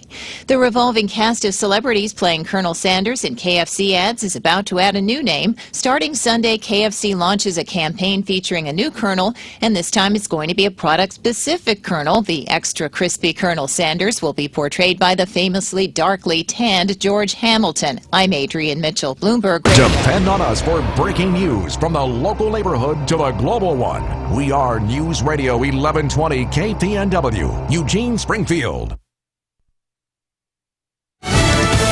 This is a Fox News alert. I'm Dave Anthony. President Obama loses, affirmative action wins, and a Baltimore cop is not guilty. 3 top stories just breaking. We begin in Washington, where the Supreme Court has just ruled on 2 big cases. They're cheering the race ruling in college admissions there. Another decision relates to an illegal immigration executive order. Fox's John Decker has more on both live. In a major blow to the White House, the Supreme Court has blocked the president's immigration plan that sought to shield about 4 million illegal immigrants living in the U.S. from deportation. The 4-4 decision effectively kills the plan for the duration of Barack Obama's presidency. A lower court had ruled that the Obama administration lacked the authority to shield the illegal immigrants from deportation without approval from Congress. Separately, the court rejected a conservative challenge to the affirmative action admissions program at the University of Texas. In a 4-3 decision, the court ruled that the university's admissions program, which uses race as a factor, is permissible and is constitutional. Dave? Now, John, now to the verdict coming in from Baltimore in the case coming out of Freddie Gray's much protested death. Fox's Tanya J. Powers has live details. Dave, Officer Caesar Goodson has been found not guilty on all counts. Those included second-degree murder, manslaughter, assault, reckless endangerment, and misconduct in office. Freddie Gray, who was black, suffered a spinal injury while in the back of that police van that was being driven by Goodson, who was also black. Officer Goodson's trial was the third in connection with Gray's death. The first two trials ended without convictions as well. One acquittal and one hung jury, Dave. Tanya, we're getting this out of Germany, where police are only saying there is a threat situation at a movie theater in Fahrenheit. Now, there have been media reports of an armed man going inside that theater and firing at least one shot. A continuing developing story. Fox News Radio. Fair and balanced. This tip of the week brought to you by Neurospine Institute. An unhealthy spine often starts with bad habits. Poor movement patterns and posture can damage the spine or throw it out of alignment. Over time, these bad habits can injure lumbar discs or cause them to wear out prematurely. The physicians at Neurospine Institute are experts in diagnosing painful back problems. They'll work closely with your primary care or referring physician to ensure the best care and treatment for your unique situation. Our team of neurosurgeons, pain management specialists, and physical therapists will evaluate your back problem and develop a treatment plan and help you get your life back. Are you living with chronic pain? The specialists at Neurospine Institute can diagnose the problem and develop a personalized treatment plan to address your symptoms. Their comprehensive services include clinical and surgical procedures, sports medicine, physical therapy, medical imaging, and pain management. Neurospine Institute's medical professionals will work closely with your primary care or referring physician to ensure that you receive the best care and treatment. They serve all of Western Oregon with 2 locations, the main campus in Eugene and their Roseburg clinic. Visit neurospinellc.com today and get your life back. Again, our top Fox stories developing. 3 of them are breaking this hour. 2 out of the U.S. Supreme Court. The ruling that the president's immigration plan that sought to shield about 4 million illegals living in the U.S. from deportation shot down. It's a 4-4 decision, which effectively kills that plan because it upholds a court ruling, a lower court ruling that blocked the president's executive order. The court also, in a 4-3 decision, rejected a conservative challenge to the affirmative action admissions program at the University of Texas. And from Baltimore, Officer Caesar Goodson has been found not guilty on all counts. He was the driver in the van where Freddie Gray suffered his fatal injury. He is the second officer acquitted. There was another officer that had a hung jury. Now, the Coast Guard keeps finding more debris from a missing sailboat off Florida's Gulf Coast in the search for a man and his 3 teenage children. Fox's Evan Brown has an update live from Miami. Dave, the Kimberly family of Sarasota lived on that boat. They were sailing down to Fort Myers when hitting 6-foot seas in the midst of a storm on Sunday. A body and debris has been located more than 30 miles from shore. Coast Guard Captain Gregory Case. Birth certificates, GPS, wallet, cell phone, cigarettes, a pool noodle, and a toolbox. And it was approximately 5.5 miles west of the location of where the body was found. That was the body of 17-year-old Rebecca Kimberly. Still missing are her 2 teenage brothers and her 45-year-old father, Dave. Evan, Democrats still won't leave the adjourned House. Gun violence has killed more Americans in the past 50 years than in every single American war. That's Robin Kelly a few minutes ago, continuing a nearly 24-hour sit-in to push for new gun control following the Orlando nightclub massacre. I don't see how that helps us fight radical Islamic terrorism, but that's what they seem to want to focus on. I think it's wrong. Republican Congressman Jim Jordan says fighting terror should be the focus. On Wall Street, a rally that Dow's up 160 points. I'm Dave Anthony, Fox News Radio. News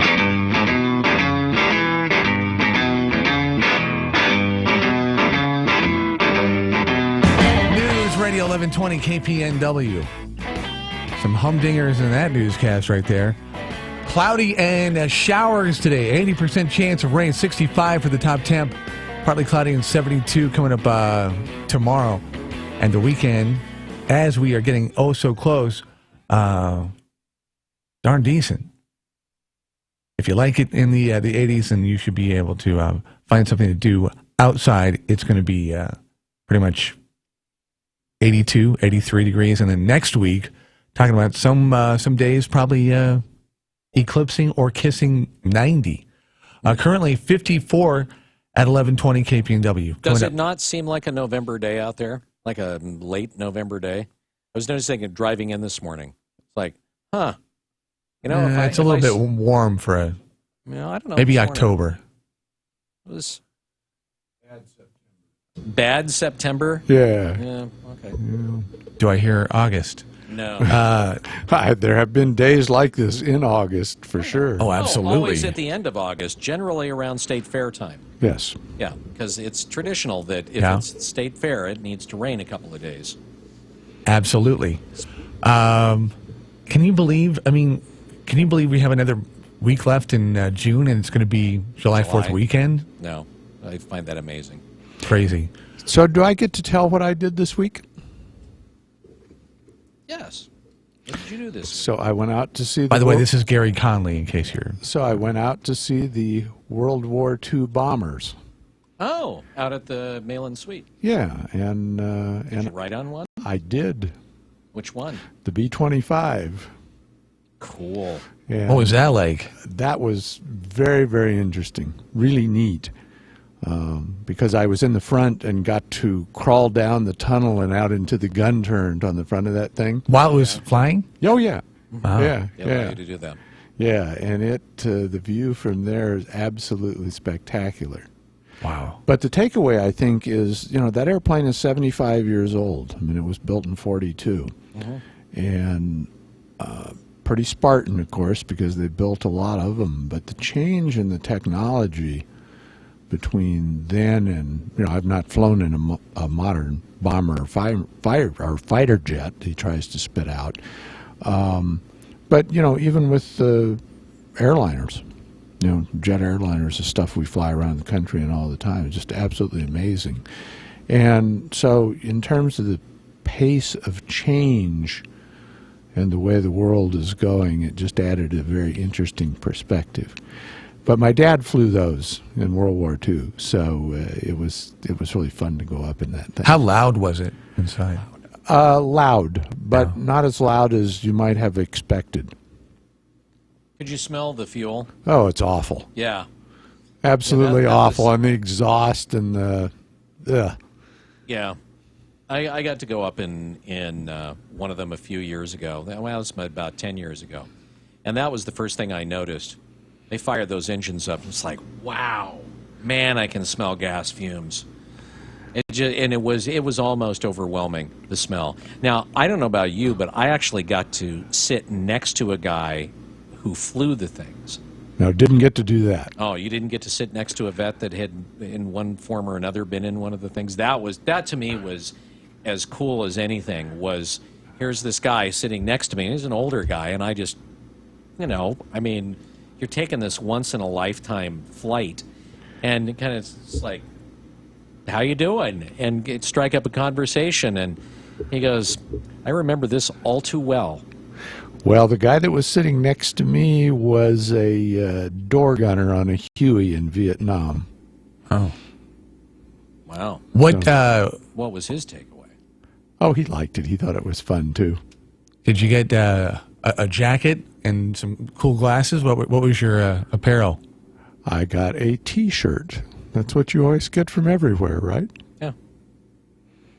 But what were you wearing when you flew? Did you get jeans and boots and a golf shirt and sunglasses and a scarf? No scarf.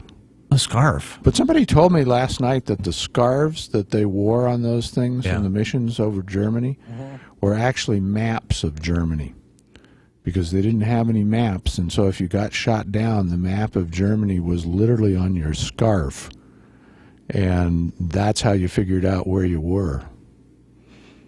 Okay, now, never heard that one. No, neither have I. That's smart. Yeah, so I don't know I don't know what the veracity of that is, but the guy who told me that last night, I would believe him. Are we going to have to call you Flyboy from now on? Sure, why not? All right.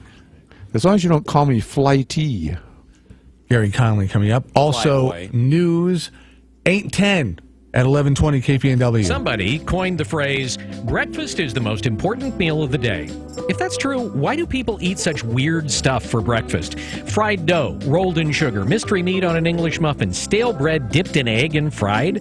If breakfast is important, treat it that way with a breakfast from Burrito Amigos, the friendly ones. You get real food real fast, and it's real good. It's no mystery, I'm the bacon guy and love their bacon burritos with 2 types of bacon, I'll remind you. But Burrito Amigos can set you up with link sausage, huevos rancheros, chorizo, meatless burritos, or my new almost favorite, the machaca burrito with black Angus steak, sauteed onions, and green peppers mixed in with potatoes.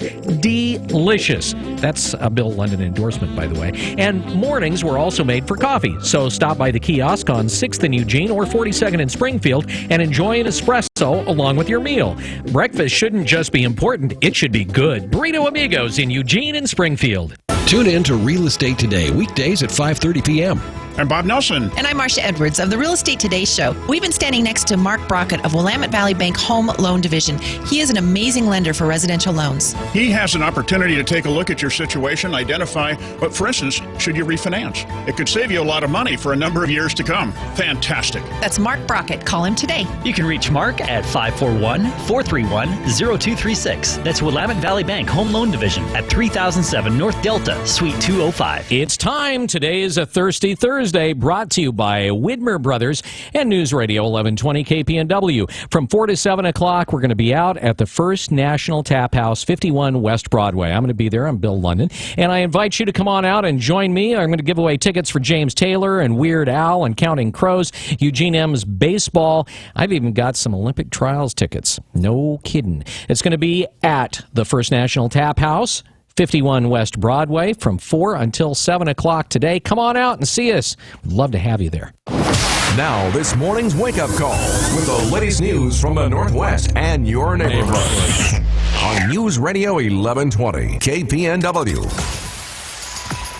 Good morning. This look at the news brought to you by Burrito Amigos, the friendly ones, featuring great breakfast burritos and fresh brewed, locally roasted coffee for a tasty start to your morning. Here's what's going on. Well, a Goshen man is facing charges after gunplay earlier this week at a Eugene motel. Police are saying that 40-year-old Damian Jonathan Tilton fired multiple shots at a vehicle after a dispute in a parking lot of the Night Inn on West 6th Avenue around 8:30 Tuesday morning. Tilton reportedly fled before officers arrived. Springfield police then found Tilton in the Glenwood neighborhood the next day. The Eugene Police Department was called out to the area where they arrested Tilton, who's now facing charges of reckless endangerment, possession of a firearm, and unlawful use of a weapon. Turns out that Tilton has a long and colorful criminal background, including an arrest in 2004 that led to his conviction on more than 20 charges, including first-degree theft, forgery, and reckless endangerment. A Eugene police officer was found guilty on misdemeanor assault and official misconduct charges for beating a handcuffed man at the Lane County Jail a couple of years ago. The beating was caught on tape and played a prominent role in John Charlot's trial. Charlot's expected to be sentenced tomorrow. Judge Mustafa Kasubai was made the guilty verdict in the case after Charlot waived his right to a jury trial. Charlot was accused of beating Arik Bumpus at the jail shortly after Bumpus was arrested for trespassing at a local bar. Charlot is also facing another set of legal problems as Bumpus has filed suit against the 16-year veteran officer. An arbitrator has ruled that Lane County erred in firing an employee for his off-duty use of medical marijuana that he says was based on the recommendation of a doctor for side effects from cancer treatment. Michael Hirsch will be reinstated as a senior programmer and systems analyst. The county has also been ordered to give him nearly $2,200 in back pay. Arbitrator Jerry Jacobs determined that the county hadn't provided evidence indicating Hirsch had used marijuana at work or that his off-duty use affected his performance. Hirsch is a 60-year-old prostate cancer survivor. He was fired in December after 2 employees reported smelling marijuana smoke on his clothing. County spokesman Jason Davis issued a statement saying the county relies on maintaining a drug-free workplace to receive federal funds. Oregon's new tax on recreational marijuana is bringing in millions of dollars. But there's millions more that is going unpaid by retailers because they can't figure out how to file the paperwork. Brad Ford reports. Marijuana is taxed at 25% in Oregon, and since the first of the year, at least $60 million worth of pot has been sold. We've processed $14.9 million in marijuana tax payments. Joy Krosick with the Department of Revenue says that while retailers are paying the tax to the state, not all of them are completing the paperwork. A little more than half of the dispensaries who've made payments have filed their quarterly return. Some of the retailers have not made payments, and they face penalties and interest. The state is working with retailers who are behind on payments and not doing the proper filing to teach them about the process. Brad Ford, KPNW. So, do I put a check there? Oregon Democratic Congressman Earl Blumenauer says Democrats want to shut down government. They're doing it to focus attention on ways of eroding your Second Amendment rights. We know what to do to stop gun violence. Treat it like the public health epidemic that it is.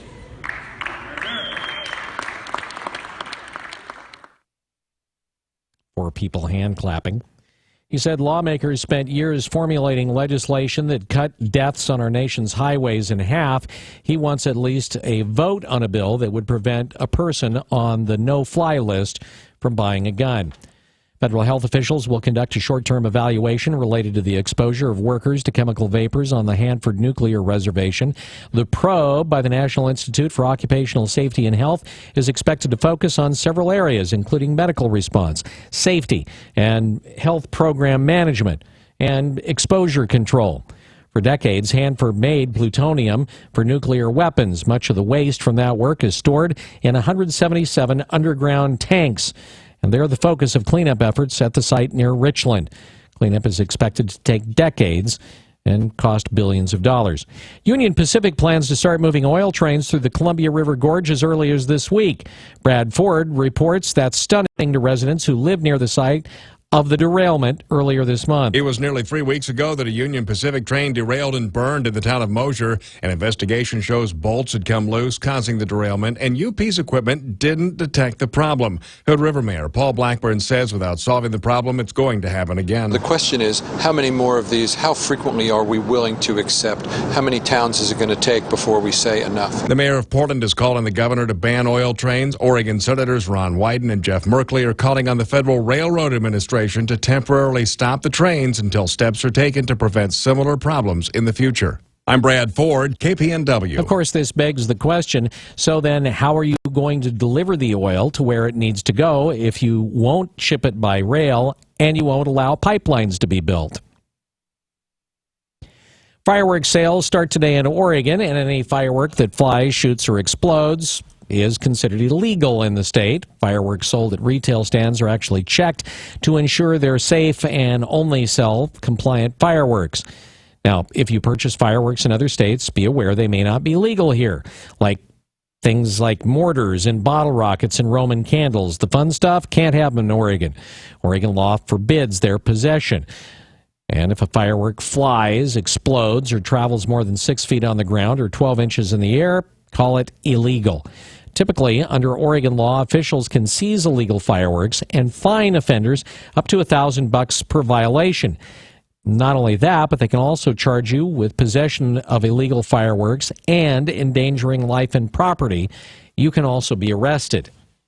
It's no secret that Oregon's population is growing, especially in Central Oregon, where communities like Bend and Redmond have seen huge growth in the last 25 years. Now, Bend school officials are saying they're going to need 7 new schools in the next 20 years to keep up.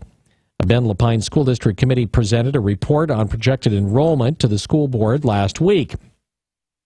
The report doesn't say when schools should open, but does predict when the district is going to be over capacity and where the demand is going to be higher. A 20-member facilities committee is going to be deciding which project to tackle first. They'll look at the costs and whether they should go for some sort of school bond. Bend-Lapine had 17,000 students this year. By 2034, they expect to have 24,000. A judge has declared a Portland area person as non-binary because the gender is a combination of male and female. Brad Ford reports Jamie Shoup has run into a problem with the DMV. Jamie Shoup is the first person in the country with a designation as non-binary because of mixed sex characteristics. To classify me as solely male or solely female was an injustice. Shoup tells K2 News DMV denied a driver's license because the only designations are male and female. David House with the Oregon DMV says they've contacted other states and they all have the same designations, and making a change would affect other agencies such as police who access their database. We can't just make a change without coordinating with them so we don't crash their system. DMV says making the change could require legislative action, which would take a year or longer. Brad Ford, KPNW. Of course, they could just make the quick decision and put an H for hermaphrodite on the license. Officials say the owner of a piglet found running alongside Interstate 5 south of Eugene has now been found. Oregon State Police troopers got a call Tuesday night. Somebody was saying there was a dog in the northbound median of the freeway. Well, troopers went out to save the dog and discovered that it was not a dog, that it was actually a piglet about a month old. She had no identifying tags, and nobody called to report her missing. The animal was taken to a Eugene shelter. Shelter posted on Twitter. Then Wednesday afternoon, the piglet's owner got wind of it. The owner has been found. The animal has been returned to its home, where it'll grow big and fat and be turned into, well, ham. It's 8:21. This look at the news brought to you by Burrito Amigos, the friendly ones. You're up to date from KPNW. Wake Up Call Sports on News Radio 1120 KPNW. So the Cinderella story comes to an end. UC Santa Barbara, their dreams of moving on in the College Baseball World Series in Omaha, no more. The Pac-12's Arizona Wildcats took them out 3-0 behind 7 shutout innings from J.C. Cloney, former OSU player and Oregon coach. Andrew Checketts coaches the Gauchos. He's done, but got a lot of attention for him and the program. Arizona will next take on Oklahoma State. They've not lost in 7 postseason games. NBA draft tonight. Oregon's Elgin Cook and OSU's Gary Payton II, hoping to hear their names called. Yesterday, Chicago Bulls, they got rid of the oft-injured Derrick Rose, shipping his medical bills to the New York Knicks for former Blazer Robin Lopez. Lopez will be a good fit as Joakim Noah and Paul Gasol expected to be exiting the roster for the Bulls. In another trade, Hawks send Jeff Teague to the Pacers to get number 12 pick from the Jazz, who gets point guard George Hill from the Pacers. Finally, Vegas gets a pro sports team. Professional hockey will be coming to Sin City as NHL Commissioner Gary Bettman welcomed the first expansion team since 2000-2001 when the Minnesota Wild and the Columbus Blue Jackets joined the party. The Eugene M's win the final game at Hillsboro with the help of 13 hits, 8 runs, winning 8-1 over the Hops. Wake Up Call Sports on KPNW, brought to you by Max Muscle, where you can always get a free consultation from a certified nutritionist. They'll be joining us on the Wake Up Call tomorrow morning. It's on Franklin across from Market of Choice. News time, 8:23. KPNW weather brought to you by Ramjack West. Do you have foundation problems? Ramjack can fix that. Get your free quote at ramjackwest.com. You're the type of person that needs an umbrella, and today will be the last day you'll need that and use it. An 80% chance of rain today. High 64 degrees today. Clouds continuing tonight with a 20% chance of rain tonight. 49 for the overnight low. And then your Friday shaping up. Partly cloudy, high of 72. The weekend, even warmer, sunny and lower 80s. All next week, sunshine and highs in the mid to upper 80s. Ramjack leads the way in foundation repair. Protect your investment. Get your free in-home evaluation at ramjackwest.com. Check out our exceptional online reviews, then choose Ramjack. CCB 146906. Built for business. Waiting. No one enjoys it. With Comcast Business, you can do less of it. Because Comcast Business Internet is up to 5 times faster than DSL from the phone company, which means less waiting for things like security backups and file downloads. Plus, it's a better value when you select the fastest plan. So do what nearly 1,000 businesses do every day and choose Comcast Business. Unless you'd prefer to wait. Switch to Comcast Business Internet. Then add 1 voice line and TV for just $34.90 a month for 2 years. And ask about their low price guarantee. Call 800-501-6000 or visit ComcastBusiness.com. That's 800-501-6000. Comcast Business. Built for business. Offer ends 8/31/16. Restrictions apply. Equipment, taxes, and fees, including broadcast TV fee extra. Compares Comcast 100 megabits per second and 20 megabits per second DSL downloads. Is your body getting enough protein every day? Try Max Pro at Max Muscle. These protein shakes are packed with protein, very low carbs, and zero sugar. Chocolate malt, strawberry banana smoothie, blueberry, and more. Max Muscle. Try it before you buy it. Franklin Boulevard, across the Market of Choice. Tired of long wait times and high prices at your local boat repair shop? The Boat Dock LLC Marine Repair in Springfield has the fastest turnover. With state-of-the-art test equipment and on-site test tank, the jobs are done right the first time. From simple tune-ups and water pumps to complete repowers on all types of marine power boats, the Boat Dock LLC is the shop to visit at 1252 30th Street in Springfield. A Better Business Bureau accredited business. Visit their website at eugeneboatrepair.com. That's eugeneboatrepair.com. Well, all I have to do is Google missing sleep or no sleep, unhealthy, and you find a slew of news talking about everything from health, and now they're talking about safety and all kinds of things with society and people on the roadways. Maybe you're not even, maybe it's like so undercurrent, under the radar, you have no idea what the lack of sleep is doing to you and to yours and the people that deal with you. A good way to maybe go check that out is maybe go somewhere where there's a good bed. Oh, how about a sleep train? They got a bunch of good beds. And the red, white, and blue sale to save you some money. The every day, it's a situation where they will same day deliver it to your place, so you don't have to worry about it. So you could be feasibly, after your test play, say 11 o'clock in the morning, sleeping on that brand new mattress of your dreams that night. It's one of those everyday realities at Sleep Train. $300 off on Sealy Posturepedic and Simmons Beauty Rest, and Tempur-Pedic, 3 years interest-free financing. You'll find it at one spot, Sleep Train, in Eugene, Springfield, Corvallis, and Salem. And tell them you're like this with a wake-up call. It is Sleep Train. The Wake Up Call with Holloway in London on News Radio 1120 KPNW. Okay, so for those of you that were fascinated by the idea that the bomber pilots in World War II, that their scarves were actually maps, several folks have emailed us the silk pictures of the silk escape maps, is what they were called. And you can buy them for about $180. If you're an eBay fan, they've got the things right there. World War II D-Day Silk Escape Map, 1943, is one of them. These are these are really cool. I want one. What a brilliant idea. Well, and not only are they brilliant, I mean, you would think, oh, well, God, they were doing them for it looks like all of the different theaters of war. Here's one for the Philippines that I'm looking at. Another one for for northern China and eastern Asia. France, one that's just France. That's very cool. They are. I want one. That just takes money. Yeah, that's cool. That's very cool. All right, so Gary Connolly joining us for our usual Thursday chat.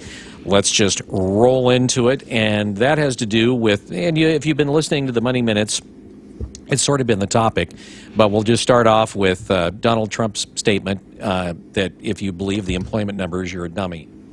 Or only dummies believe in the employment numbers. And there's actually quite a bit of evidence to show that, well, those numbers aren't exactly what you would call accurate.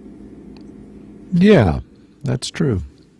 Well, thanks. Well, thanks for coming in. That's the nugget. That's everything right there. That's right. I'll see you next week. Accomplished what we came here to do. Right. So at what point did this start going upside down? These numbers? Well, the numbers really started going upside down in a way back in the Kennedy administration when they decided not to or to reclassify from people out of the unemployment numbers who had not been able to find a job for a certain length of time because there weren't any jobs to be found.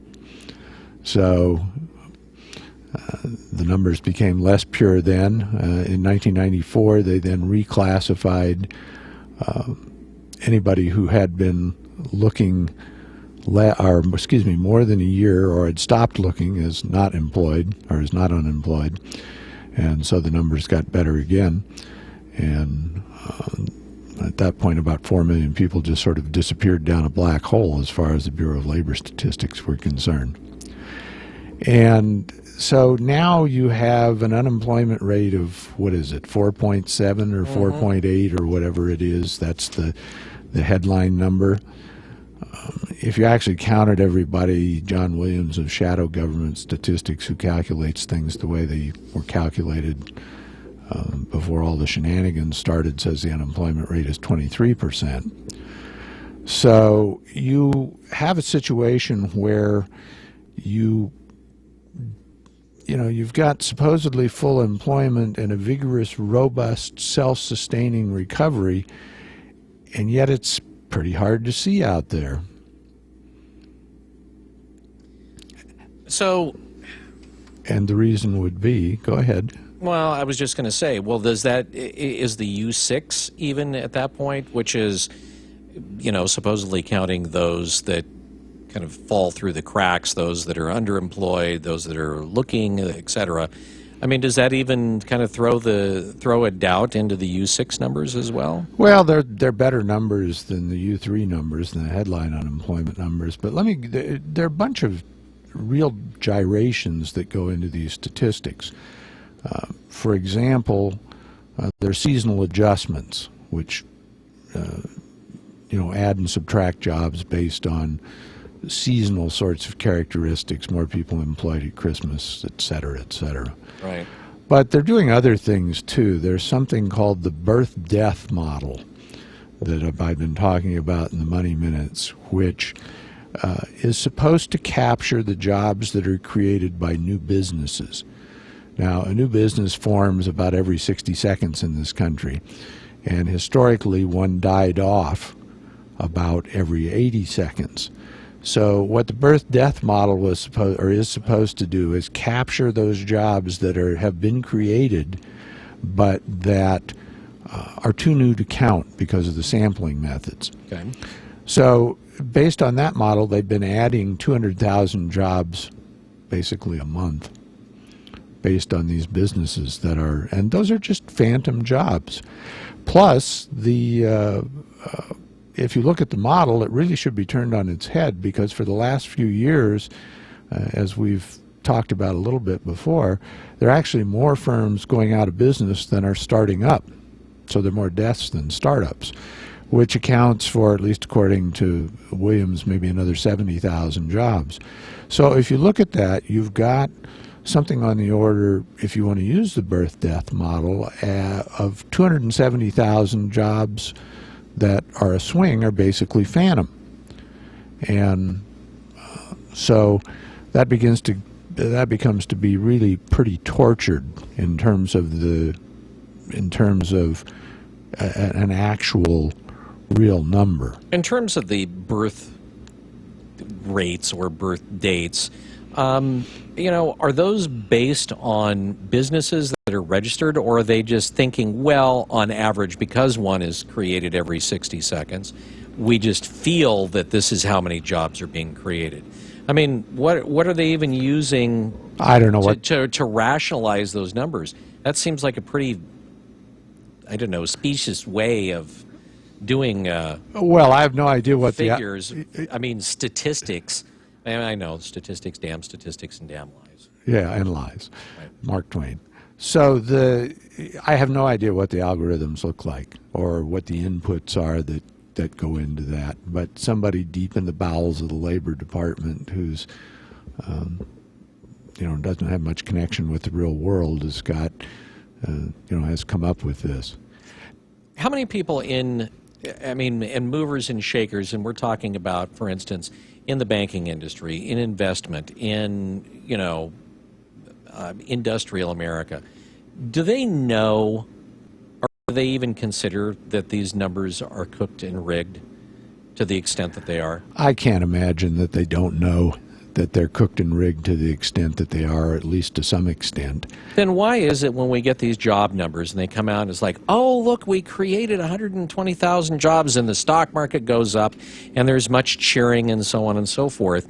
I mean, if they know that these numbers are bogus, why do they react the way that they do on the market? You would think that there would be just a ho-hum, back to business as usual. Well, the reaction is typically just a few minutes. So, they bounce up based on the number versus whatever the expectations were, and then adjust very quickly to whatever the number, the reported numbers are. And then there are people like Williams and others who deconstruct the numbers. Do you think we'll ever get back to a time where we're actually doing accurate numbers? Well, Trump said besides only dummies believe the numbers, that if he were elected, he would, cause an investigation to happen and see if the numbers could be put back to the point where they were real. Now, you believe that at your own risk, I'm sure. But let me tell you what the real problem with this is. One piece of it is that these imaginary jobs or fake jobs don't actually come with paychecks, because there are no employers who are paying people for jobs that only exist in a statistical wonderland or in a statistical model. So that's one problem. The other problem is that these numbers, whether it's this or the Consumer Price Index, which is also tortured as we've talked about before, are actually used to set policy. Yeah. So if everything's blowing and going and we've got a vigorous self-sustaining recovery, why is it that the Fed didn't raise interest rates? Well, because I think they don't believe the numbers either. Is that our nugget? Well, I think the real nugget is that these numbers are used to set policy, and that's a problem because they're setting policy that aren't really grounded in reality. And when you do that, you've got virtually no chance of success. And that goes well beyond economics. I mean, we could talk about gun control or immigration and whatnot. So you set a policy which is supposedly going to fix something, but then it's up to somebody else to figure out how to implement it and how it's really going to work. And so you really don't get much of anywhere. Today's vocabulary word is actually a phrase, 2 words, moral hazard. What is a moral hazard? Most folks would think, oh, well, it's about morality and there's some sort of, ethical decision that needs to be made here.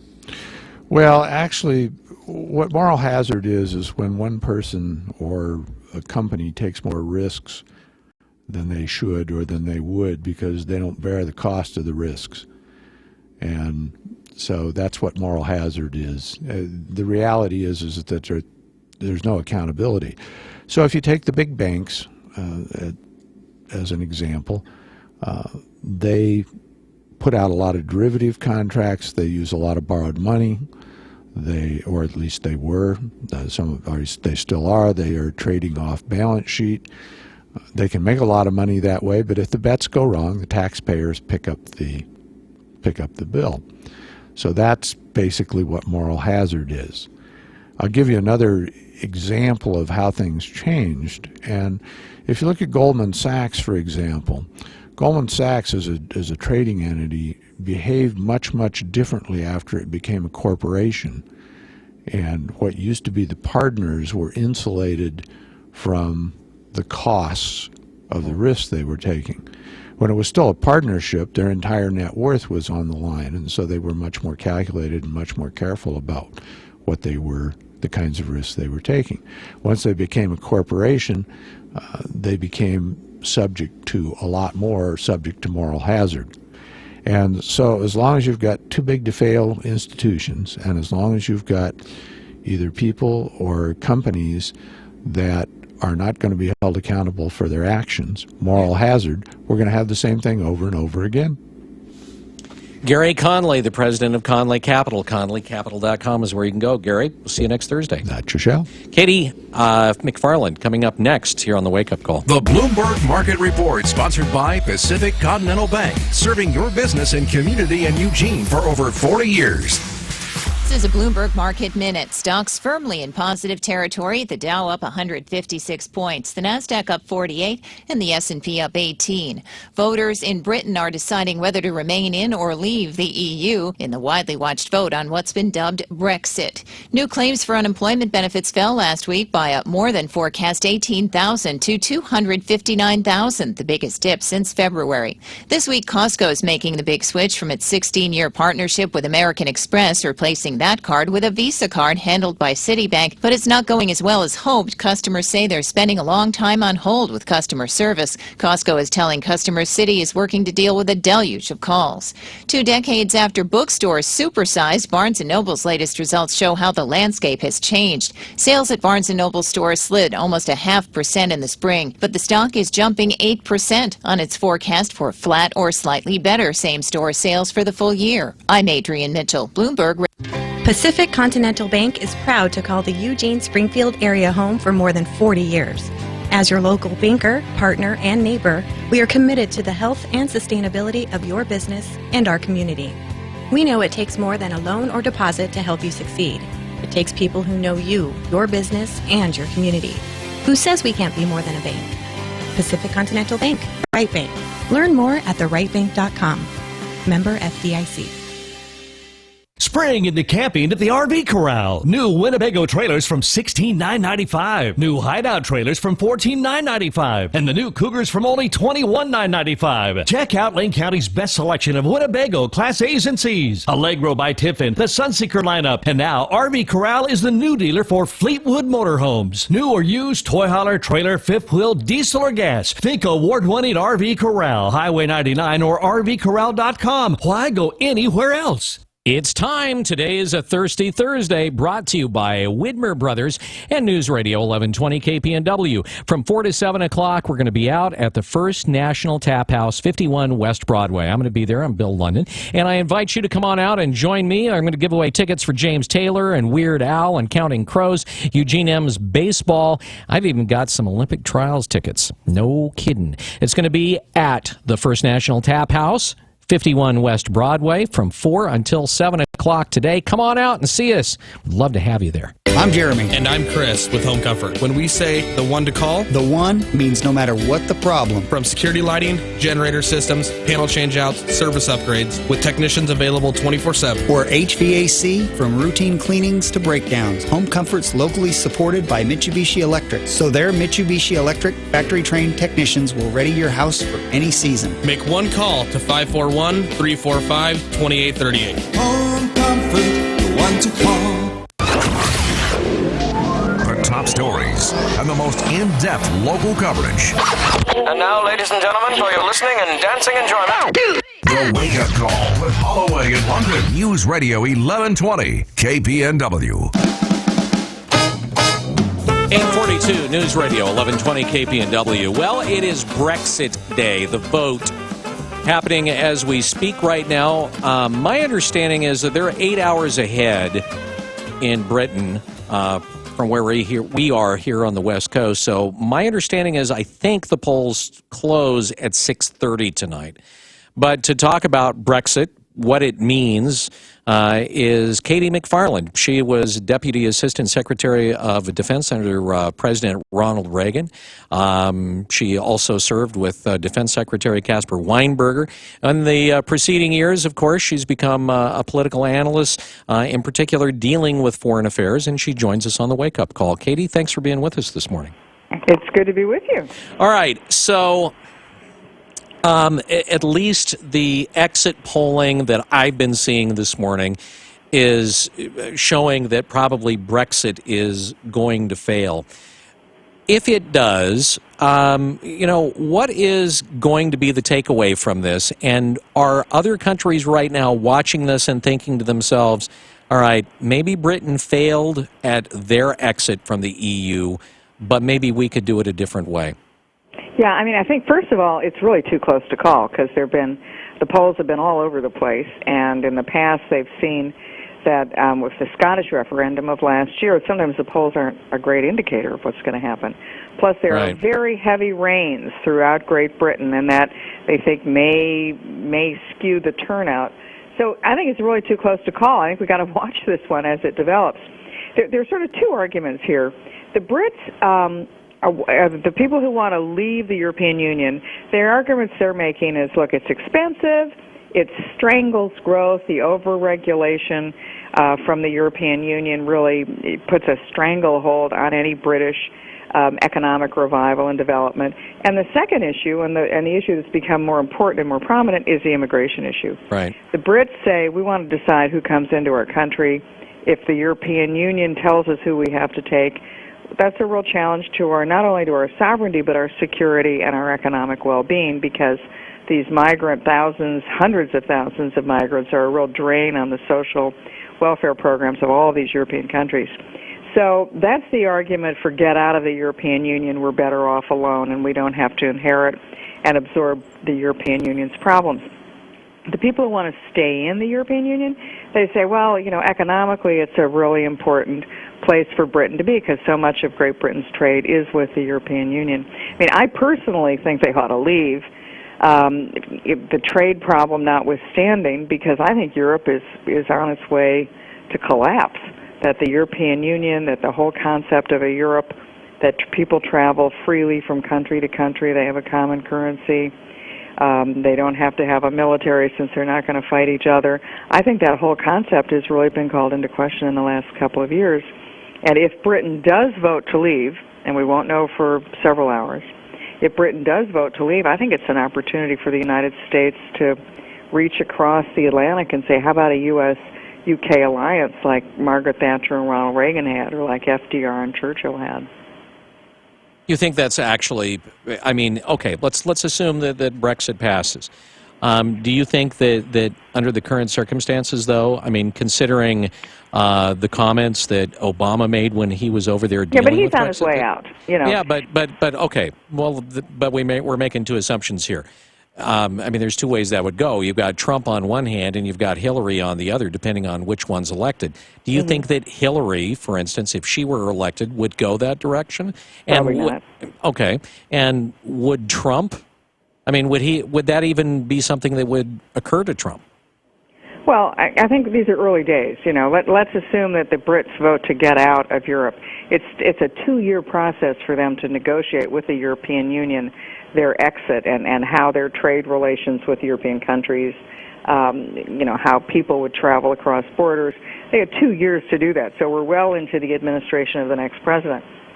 Now, would Hillary Clinton do it? If you had to make a bet now, you'd say no. She's more like President Obama. She's a more global government, global international community person. Would Donald Trump do it? Well, let's wait and see. I mean, he has certainly talked about the special relationship between the United States and the United Kingdom before. So, again, I'm just throwing this out as a speculation of how this is not necessarily all bad news. So I think we just wait and see. Who is it that, as part of the EU, that gets to make those decisions dealing with things, in particular, like immigration? How is that decision even made, and who gets to be the overlord and decision maker of that? Well, overlord is the right word. A good friend of mine, Steve Hilton is his name. He's a Brit, and he was considered the Karl Rove of Great Britain. That he was the one that put the Tory party, and David Cameron's, he orchestrated the success of the Conservatives in the last several years. He has come down on the side of Britain should leave, and he says the reason why is when he was the chief of staff at 10 Downing Street, their White House, that every week about 2 feet of papers would be plopped on his desk. And he looked through them, and they were all regulations governing everything from car emissions to, what's the fat content in cheese manufacture. And he said, where are these coming from? A lot of these have to do with British manufacturing and trade and health issues, but we, the Great Britain, people of Great Britain, our parliament didn't pass them. Our government didn't have anything to do with them. Where are they from? And it turns out that they were from the European Union. So my friend Hilton got the other British ministers. They went over to Brussels and they said, hey guys, what's all this about? We didn't vote for any of this stuff. This is stuff you've told us we have to do, and we really question it. And he said that the European Union effectively said, well, too bad. This is the European Union. We set the rules here in Brussels, and you have to follow our orders. And so a lot of the reaction that the Brits are having, and it's not just the Brits against the European Union. Yeah. Look what's happening in the United States. These are international movements where the average folk are saying, hey, wait a minute, government's too big, too unresponsive to my needs, isn't successful, and plus it's arrogant and expensive to boot. So that's a lot of the same sentiment that's driving Bernie Sanders or Donald Trump's campaigns, as well as the British let's get out of the European Union campaign. All right. So we've talked a lot about what would happen if, for instance, that the Brits vote to exit. Let's just talk a minute if they don't vote to exit. I would assume that the EU, or at least the EU leadership, the overlords, continue to just go on the way that they have been. But what does it mean for the other countries in the EU who are having some of the same philosophical problems? Well, I think that for the other countries that are having those same philosophical problems, especially the ones who resent this sort of the overregulation and bureaucracy coming from Brussels, they're all smaller countries, and they're unlikely to leave the European Union. If the Brits can't pull it off, unlikely others can. What's likely to happen, though, going forward? Let's say the Brits vote to remain in the European Union. What's coming down the road in the European Union is how to deal with these large, well over 1 million migrants that have come into Europe and that are kind of floating around Europe now because country after country has said, no, we don't want them, we can't afford them, they're a security risk, they're a terrorist risk, and so please move right along. And so the European Union is likely to tell countries who are members of the European Union, you don't have any options here. You have to take a fair share, and you have to bear the burden. And in the case of Britain, they're likely to say, you have to take multiple hundreds of thousands of refugees. Now, the problem with a lot of it is that they're not vetted. It's very difficult to find out about people and find out about their background and whether they have terrorist connections or not if the country that they come from doesn't have any records left. So you kind of have to believe people what they say. Now, we know that radical Islamist groups, and ISIS in particular, has said, we're going to take advantage of this migration flow and these refugees, and we're going to put our bad guys and we're going to mix them in with the crowd. You'll never even find that they're there. So that becomes a terrorist problem, a security problem throughout all of Europe. And in addition to that, with hundreds of thousands and over 1 million, mostly young men, young Muslim men who they're not skilled workers, they don't have particular skills, they don't speak the language, they come from a very different culture, they're not assimilatable, and then they become not only a burden on the states, these different countries, but a real issue of security because they're not assimilated. There's no place for them to stay. So you're now seeing in Germany and Sweden and Brussels, in Belgium and in France, a growing problem. Whatever this problem started out a year ago, it's getting worse. You mentioned Germany. How is the German populace responding to what they're seeing here? Because the things that I've read kind of indicate that Merkel's under quite a bit of fire from the Vox Populi over these immigration policies.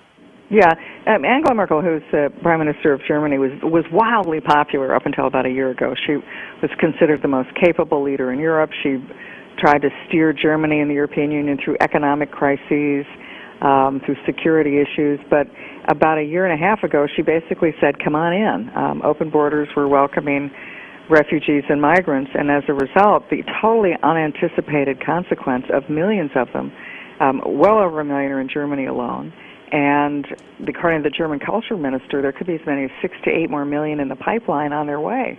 And so as a result, the German people, there's been a real backlash against Mrs. Merkel. That a lot of the German people are saying, wait, why should my retirement benefits be used to pay for somebody that I didn't want here in the first place? So you're seeing a rise of the far-right nationalist parties, and a number of the countries in Europe, especially Eastern Europe, like Austria, Hungary, have said, we don't want any of these refugees, and so they've started putting up barriers and border barriers, which they had not had before. Katie McFarland. So you're seeing a real backlash against it. Katie McFarland on the Wake Up Call. We're out of time. Katie, thanks for joining us this morning. Thanks for just being willing to chat with us. We appreciate it very much. Thank you. All right, you take care. KTMcFarland.com. You can find out more on our website. It's 8:55. And now for a message from Gerber Life Grow Up Plan. Attention parents and grandparents, do you want to help give your child a great financial head start in life? You can. For just pennies a day now, you can give them $10,000 in whole life insurance that doubles to $20,000 at no extra cost during age 18. Later on, regardless to their health or job, your child has a right to buy additional coverage at adult rates, providing total coverage of up to $100,000. The Grow Up Plan also builds cash value you can borrow from. Low childhood rates that lock in for the life of the policy, benefits that double, plus the right to add more. That's security and valuable protection from Gerber Life, a name known and respected for generations. Get started now. Call Gerber Life Grow Up Plan at 800-372-4043. That's 800-372-4043, or visit us at mygrowupplan.com. Remember, it costs you just pennies a day now. For free information or to sign up now, call 800-372-4043. Gerber Life Insurance Company, White Plains, New York 10605. Policy Form Series GPP 12. Policy Form ICC 12 GPP. The Grow Up Insurance policy contains terms which may affect the benefits provided. Please contact us for costs and details of coverage. Interest rates apply to any policy loans. Well, Guaranty Discount Chevrolet knows that some people go through some pretty crummy times. Everything's going along fine, and then maybe, boom, it's medical bills, and you're wiped out. Maybe it's student loans, other financial setbacks. And then you're out there, you're working, you're going to work every day, you're trying to get ahead, you're trying to put some money in the bank, you're trying to take care of those debt issues, and boom, something happens to the car, and you need to replace it, and you can't get credit. Well, at Guaranty Discount Chevrolet, they have the good people with bad credit program, and they'll help you within 48 hours get yourself behind the wheel of a quality, safe, reliable vehicle. So not only are you going to be getting to work, but also you're going to be rehabilitating essentially your credit. So if you're one of those folks that's had the problem, contact Guaranty Discount Chevrolet. You can do that at 541-998-2333, 541-998-2333, and ask for Robert Sloan at Guaranty Discount Chevrolet. Are you tired of being uncomfortable in your home? Pacific Air Comfort, your local Carrier factory authorized dealer, would like to help resolve your problems. Too hot or too cold? Their professional staff will analyze your heating and cooling system problems, listen to your concerns and requests, offering you solutions that will make you Pacific Air comfortable. Turn to Carrier trained professionals. Turn to the experts that will help you claim your eligible utility rebates and tax incentives. Pacific Air Comfort, quality system design, quality Carrier equipment, quality installation, and outstanding 24/7 service and repairs. Visit PacificAirComfort.com. That's PacificAirComfort.com. Or call 541-342-5300. That's 541-342-5300 to receive Pacific Air Comfort's award-winning service today. If you're considering going back to school, ask yourself the following questions. Do you need the flexibility to take classes on your schedule? Do you have college credits you need transferred? Do you want to earn a quality degree from a world-renowned university? If you answered yes to any of these questions, Arizona State University is the perfect school for you. Arizona State University offers over 100 highly ranked degree programs 100% online. You'll earn the same degree as you would on campus, from wherever you are, on your schedule. Plus, ASU Online accepts most transfer credits. For information, call 1-800-709-6637. Learn for yourself why the Wall Street Journal ranks ASU 5th in the nation for producing the best qualified graduates, and why 90% of ASU grads are recruited within 90 days of graduation. Learn to grow, learn to succeed, and learn to thrive at Arizona State University. To learn more about ASU online degrees, call 1-800-709-6637. That's 1-800-709-6637. Fox News, fair and balanced.